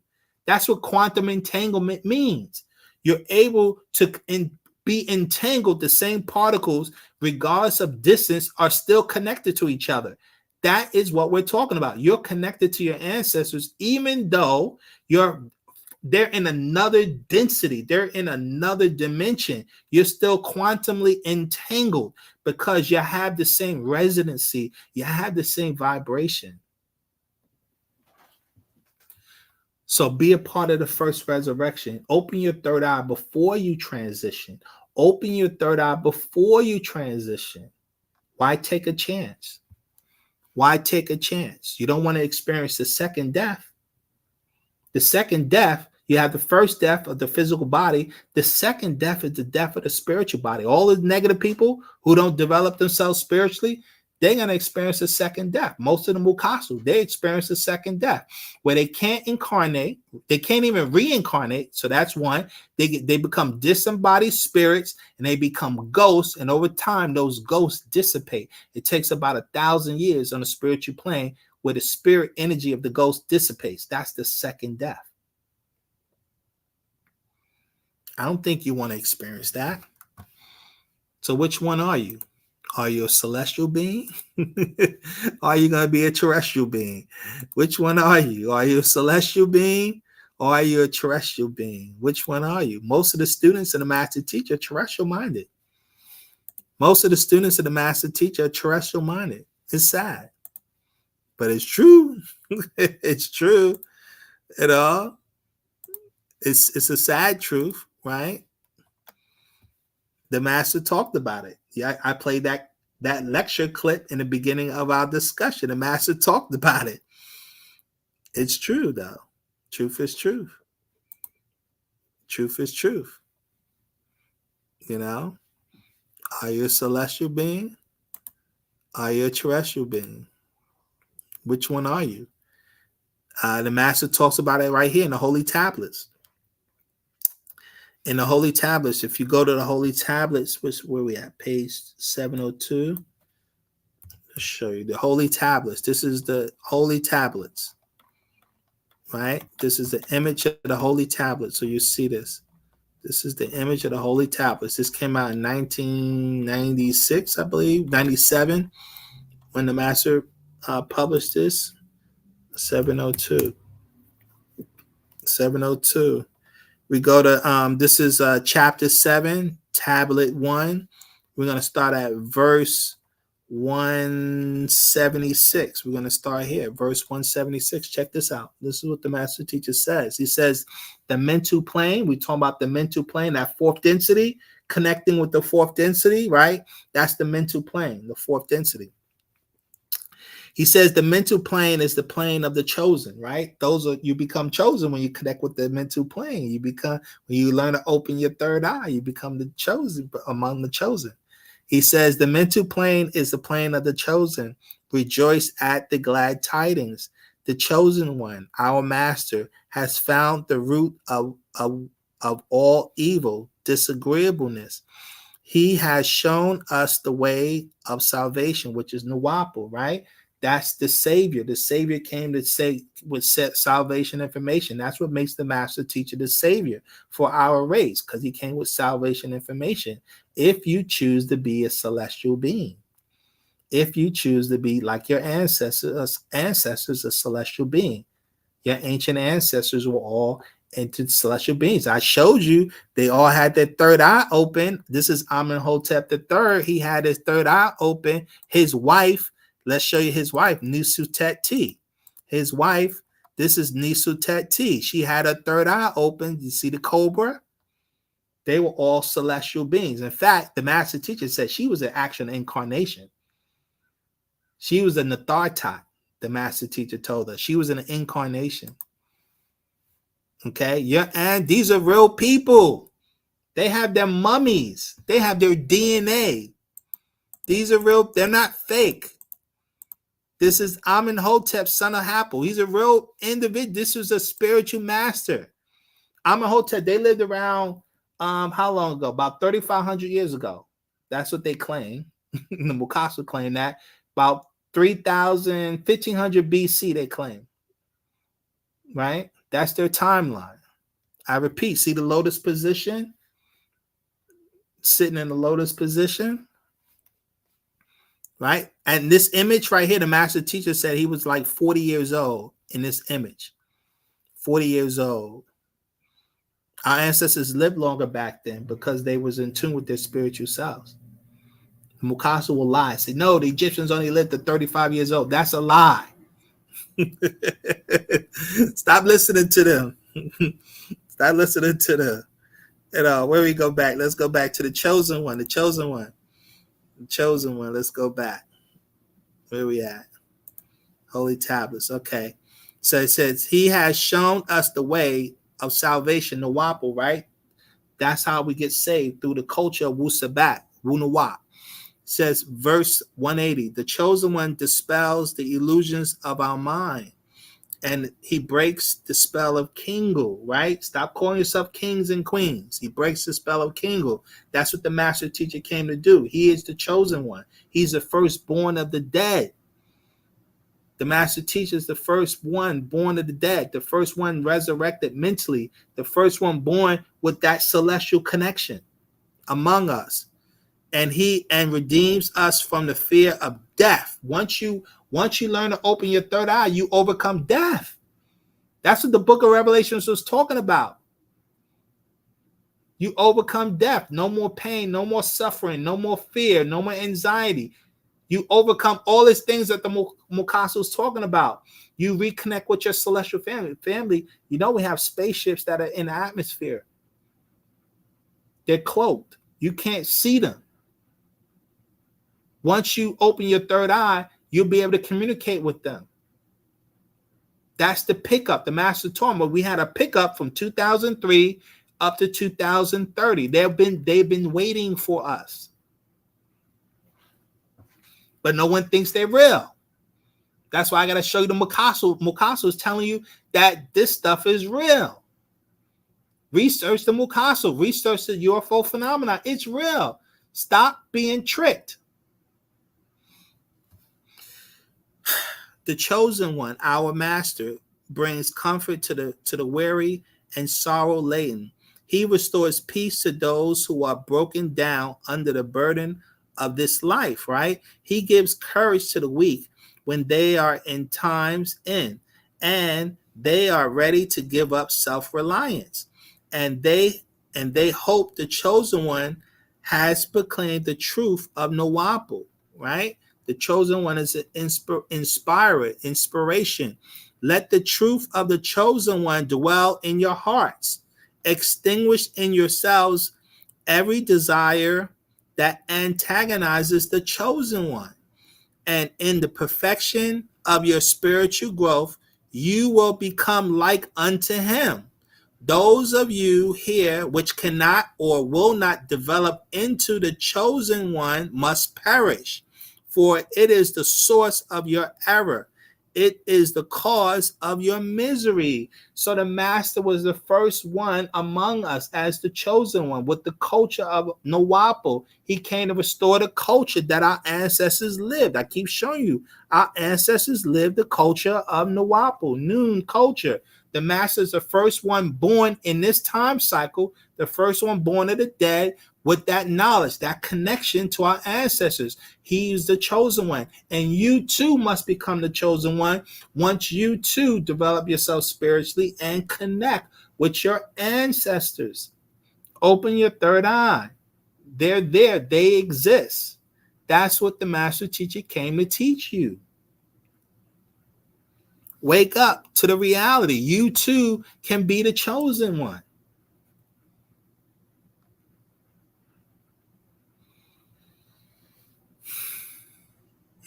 This is our goal, right? This is the goal. What's the job of the master teacher? Right here. This is what's this, 37? This is the man from the planet Risk, right? The master explained, I'm not from this planet, meaning he's talking about his soul force. His physical body is from Earth, but his soul force came from another star system. Go to page 32, the man from the planet Risk. Question to ask, Yanun, you stated that your sole purpose is to save the children of the Anunnaki, or we say the Nathar of this planet. Could you explain your assignment further? He says, first, will you call me just Doc or Dr. York?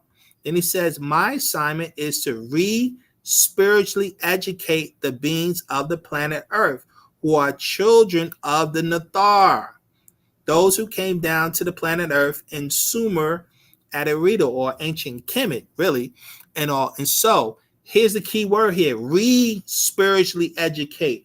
The master came to spiritually educate. Why? Because you already had a spiritual doctrine and you forgot your own spiritual science. You forgot your own spiritual science.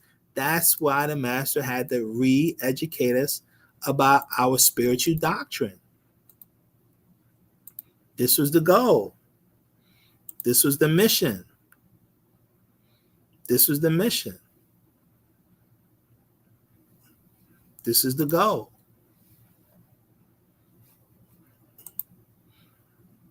I can't state it enough. Let's see. Let's go here. Where are we at? We're going to go to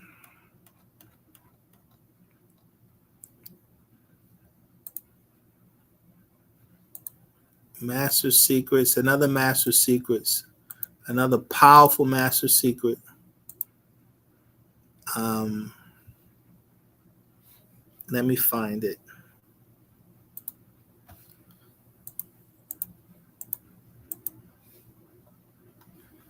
Another powerful Master Secret that goes into the Master Secret number 3. Master Secret number 3, about developing yourself, about becoming that celestial being again, right? Becoming that celestial being again, educating your people, educating your family, your friends, Yes, don't you see the chaos in the world? Don't you see the destruction in the world? This is the end times. This is what the book of Revelations has been talking about, the end times. That's where we're at right now. You know, how do you escape that? How do you escape that? This is the master secrets, right? This is why you want to become a celestial being. You make contact with your ancestors.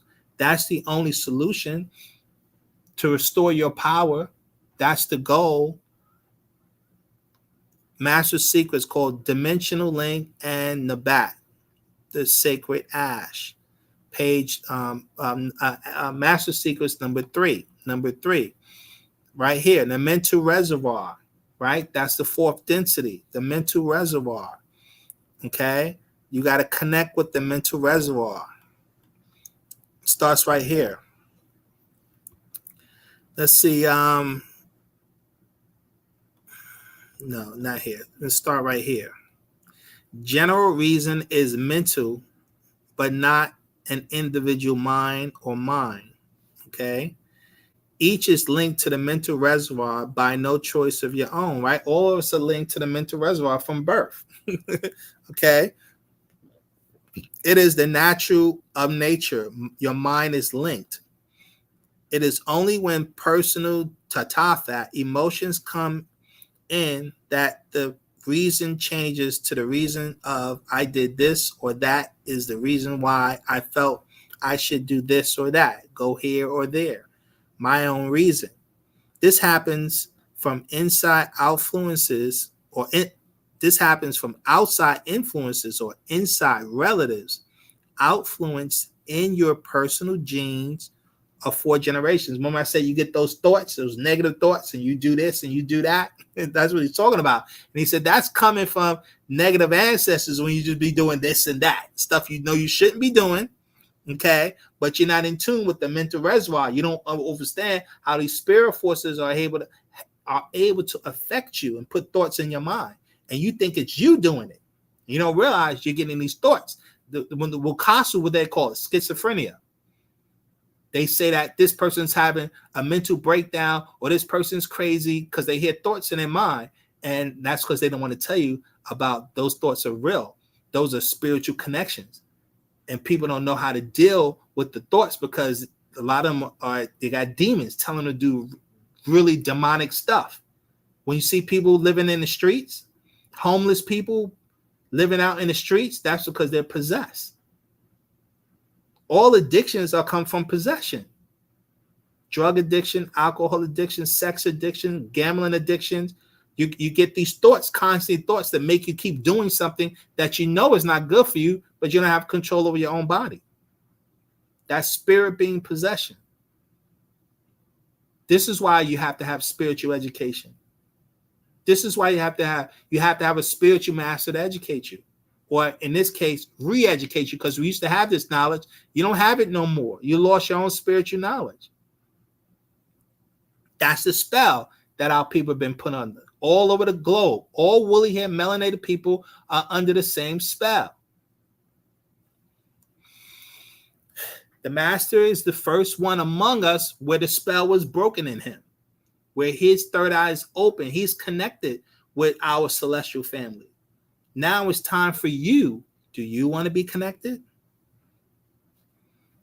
Paragraph 27. Read on. So, Nawapians. Reason is mind linked produced by Mokhak Tashad, brain concentration. Reason produced by synapse sparks of colored light or shallow concentration in general thinking creates the atmospheric mind or mental environment because it is not dense enough and adhesive enough to be an individual thought being. Okay, so this is just general reason. All is mind. Existence is consciousness. Is what he's talking about, right? And so it's not an individual mind like you have your individual mind, right? And then you have general mind, general consciousness of existence. That's what the first principle you learn in the wisdom of the Hutri. Okay? So he goes on to say, if you have questions, family, ask questions. I know we've been going for a while. You have to get this knowledge. Ask questions, leave comments, because this is profound knowledge. No one is teaching this on the internet. No one's teaching this nowhere. The information I'm giving you. This is specifically for woolly hair melanated people. Let's keep going.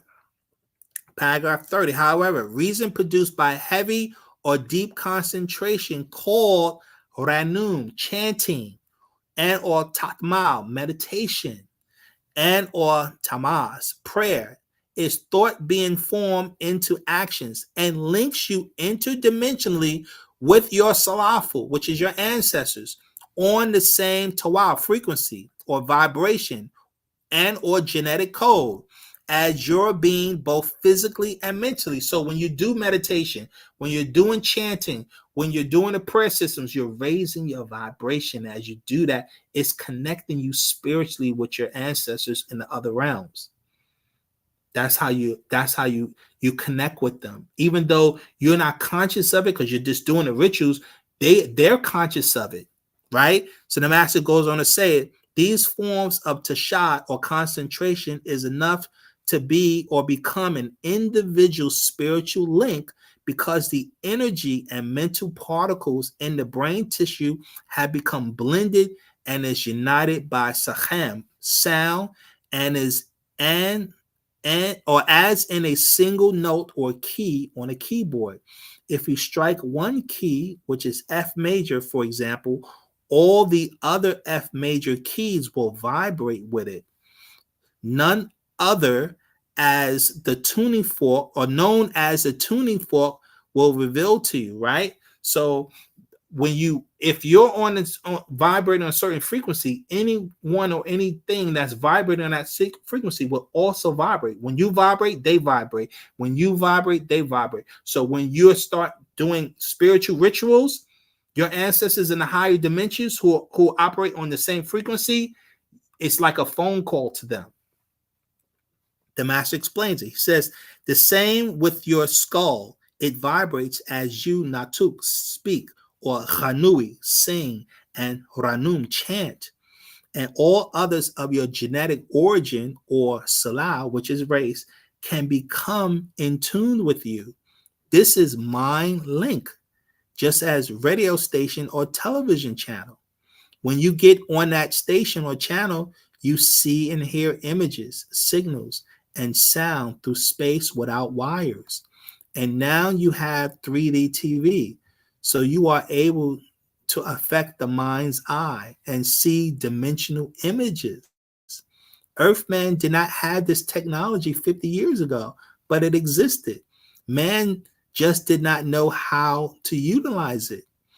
Look at how now they are accepting that once a physical person dies, they will exist and are doing any and everything to make a link to the Tayafat, the ghosts or specters or spirits, right? All these people be chasing ghosts, ghost hunters, ghost this, ghost whisper. Now that Mukasu is realizing they can communicate with their ancestors or family members who are stuck in the ghost realm. Family, they're trapped. Their people are trapped in the ghost realm. They don't know how to escape this, the third density into the fourth density like we can. But once you, as Nagato, woolly hair melanated people, once you start doing the rituals, it automatically connects, makes a link to your ancestors. It opens a channel to them. Even if you can't hear them, they hear you. The master explains this. Let's keep reading. It says, the link between the living and the muat, the dead, will be made only to open the bawab, the gateway to the world beyond, right? The world beyond world. He says, Sa'atu ahak mukwen, the 6th ether beings can't make it there, for they have lost their link, which is a ba. Well, just like the use of technology, so also in time, they would have been able to cruise from this third dimensional realm to the 4th, the 5th, 6th, 8th, 9th, on to 10th, or the realm of Kahen Akal, the divine mind. And being, if only they had respected the rules of Taba al-Taba, natural nature. You have this ability now, as your mind link has not been cut off. only blocked by interference of those on lower level. That is, your 9 ether blocked by 6 ether, so you can't bring forth dimensional sound and images across to this 3rd dimensional realm, right? So we have that ability, right? We haven't been cut off like the Mukasa's been cut off. Their soul force has been cut off, disconnected. We're not. We're just blocked. And once you start doing the rituals, it automatically opens the channel to our ancestors, our family members. That's quantum entanglement. Look it up. It's the same concept. And so he says, so just as they now can transport 3D images and surround sound through space and time to appear real, the holograms, right? That the hologram technology that the Mukasu have. From a sender to you, the receiver, so also as it was in ancient times by Mugwano, beings far more advanced, or the Muzyud Muhatau, the extraterrestrials, who are the old ones, the Musuras, the ancient ones, existing so much longer, have developed the technology to transport 4-dimensional images of themselves through Wakat, time and space, beholding, apparent, and seen, seemingly to the onlooker to be there physically, just as 3D TV or cinema, but without the aid of glasses. So you see that? Once you develop yourself, right, and you're able to move into the mental plane, your ancestors on higher dimensions, because they live on other planets, they then can astral project their image to you, and you can see them and they can see you. You can hear them and they hear you. That's how the master teacher is able to communicate with our ancestors. And that is what he's teaching you, us, all of us, how to do. This is a science. This is not religion. This is not belief systems. This is a spiritual science. There's a science to it. And we're going to get into another discussions because we spent a lot of time now, but we're going to get into other discussions, getting into the science, the spiritual science of how to do these rituals, how to raise your vibration, what are the things you need to do, how you need to think, what you need to eat, how long does it take to alter the proper weight. You need to get your body to its proper weight, get the waste out of you. The older you are, the more difficult it becomes. The older you are, the more difficult it becomes because you get set in your ways. You have addictions, and it's very difficult to overcome addictions as you get an elder age. But you still can do it. You still have the ability to do it. Use your willpower. That's why it's so important to stay studying the doctrine, studying the lectures, researching the information. Keep your mind pure and honest. Do the rituals, do the chants, do the prayers. All of these things are key, very key. And I'm going to end with a prayer. All right. We're going to end this discussion with that. And as a reminder, support what we're doing at nupulcc.com. Become members. This is the only way. If you want to change the planet, you want to open the consciousness of our people, we can escape the chaos of the Mukasu, of the children of Leviathan. We can escape the chaos. Once you redevelop yourself spiritually, the power is within you. Look in the mirror. That's where the power is. Stop getting tricked with the Mukasu and his bombs, his planes, his battleships, and all of those things. You're already connected to a galactical family. You already have access to the most advanced technology in all the multiverse. The challenge is you have to connect with your family so that you can receive your inheritance. But if you choose to live like the Mukasu, then you're cut off from your inheritance. This planet Earth belongs to the woolly-haired melanated people. I repeat, this planet Earth belongs to the woolly-haired melanated people. It is ours, but you have to claim it. You have to claim it. And you can't claim it if you don't redevelop yourself, if you don't become that celestial being that we're talking about, if you retain choose to be, choose this terrestrial minded mentality, then you cannot claim your inheritance. There's no way you can claim your inheritance if you choose to stay with this mentality. Real quick, this book right here, The Master Teacher, this is just so you know, on the rituals, this is a book on meditation, right? This is the book the master did on meditation, Nawapian meditation. Let's see, go right here. He talks about right here, says meditation, not rigid, straight, relaxed. He said it is advisable that you meditate at least twice a day, every day. You hear that? Twice a day, every day, not letting it affect your responsibilities, because this will inevitably bring about an inharmonious environment once at what many refer to as, I said twice a day. So he talks about in the morning, right? If you have the ability to meditate, and then in the evening, okay?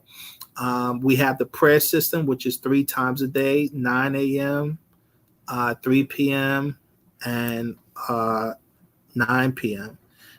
So that's 3 times a day. So he talks about here to follow, says, I have drawn upon my own experiences from ancient methods and modern psychological ways and means. In order to be successful in meditation, you need 3 things. First, you need determination and resolution to follow directions faithfully. Second, you must practice meditation regularly, at least for 3 months. Second, you must practice meditation regularly, at least for 3 months. Third, you must learn to lead a life of moderation and follow in your daily life moral and ethical principles of life. Okay, so that's the our principles, right? The principles of a Sabian, the core cultural principles of a Sabian that we talked about. What does it mean to be a Sabian? What does it mean? Someone who's thoughtful and cares, someone who's helpful and honest, someone who's responsible and hardworking, someone demands justice and honorable, someone is righteous and humble, someone is excited and cheerful, someone is loving and peaceful, and someone is kind and considerate, someone is neat, clean, and orderly.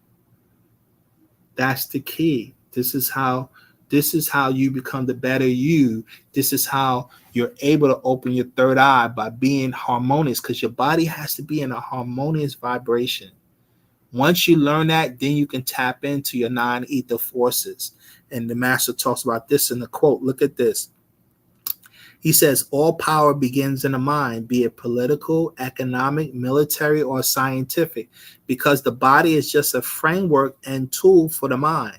Therefore, the prime power is mind power, from which all other powers develop and mature, including the power of liberation. So 9 ether develops 9 reason.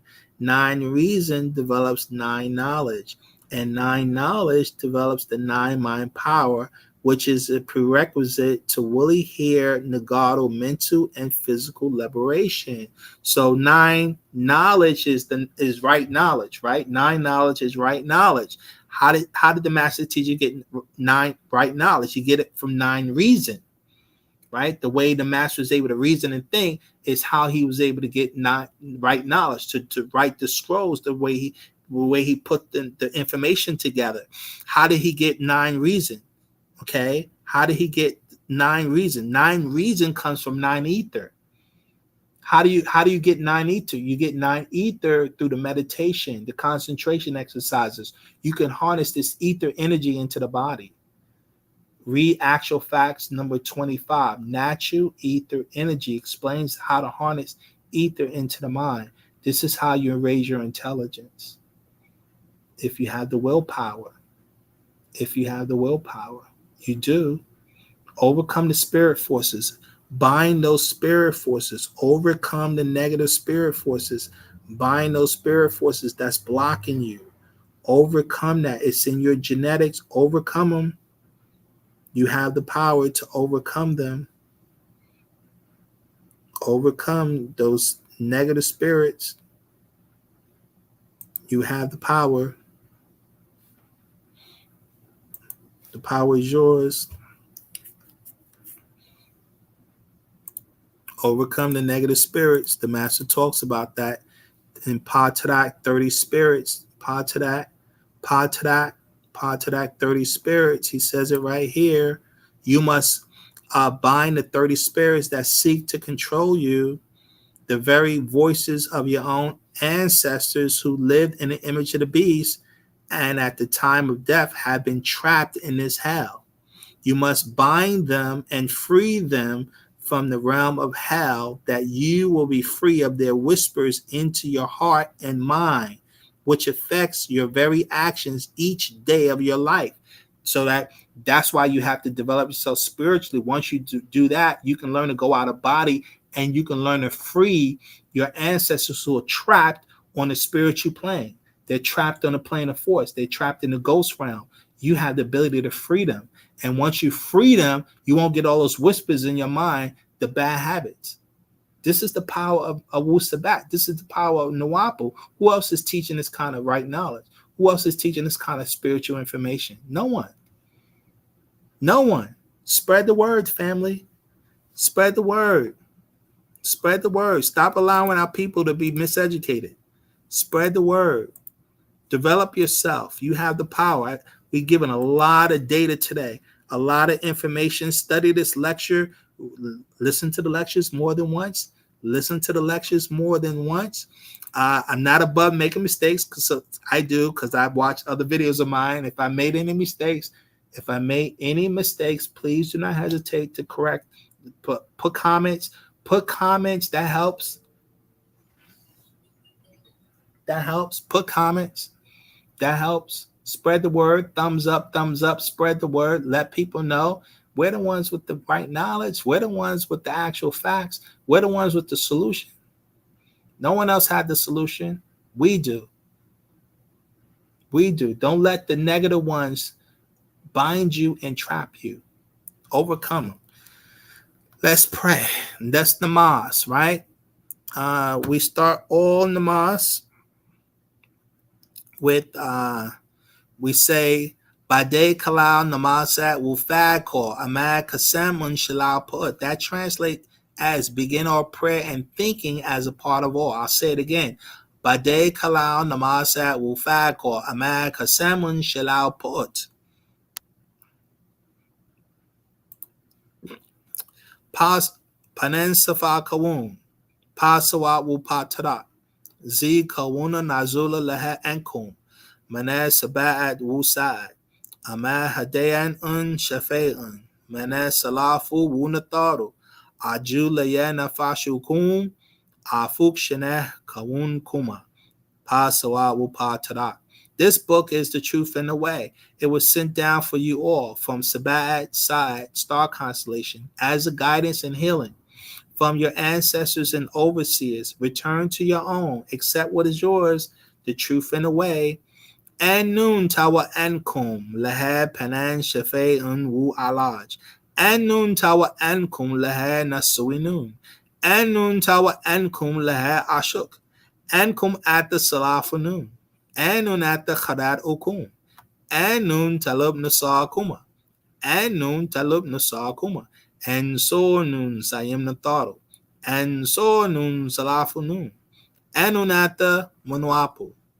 We thank you all for this healing and cure. We thank you all for not forgetting us. We thank you all for Ashuk. You are our ancestors. We are your children. We seek your help. We seek your help. Help us, divine overseers. Help us, our ancestors. We are Musba'u. Anun. Atun. Atun.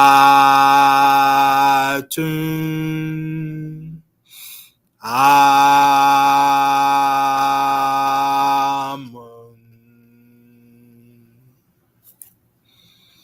Jennifer. Until the next time, family, be strong, be safe. I know there's a lot of chaos in the world. You have the power to overcome the chaos. You have the power to overcome the madness. Do not allow the negativity to rule over you. Until then, why do?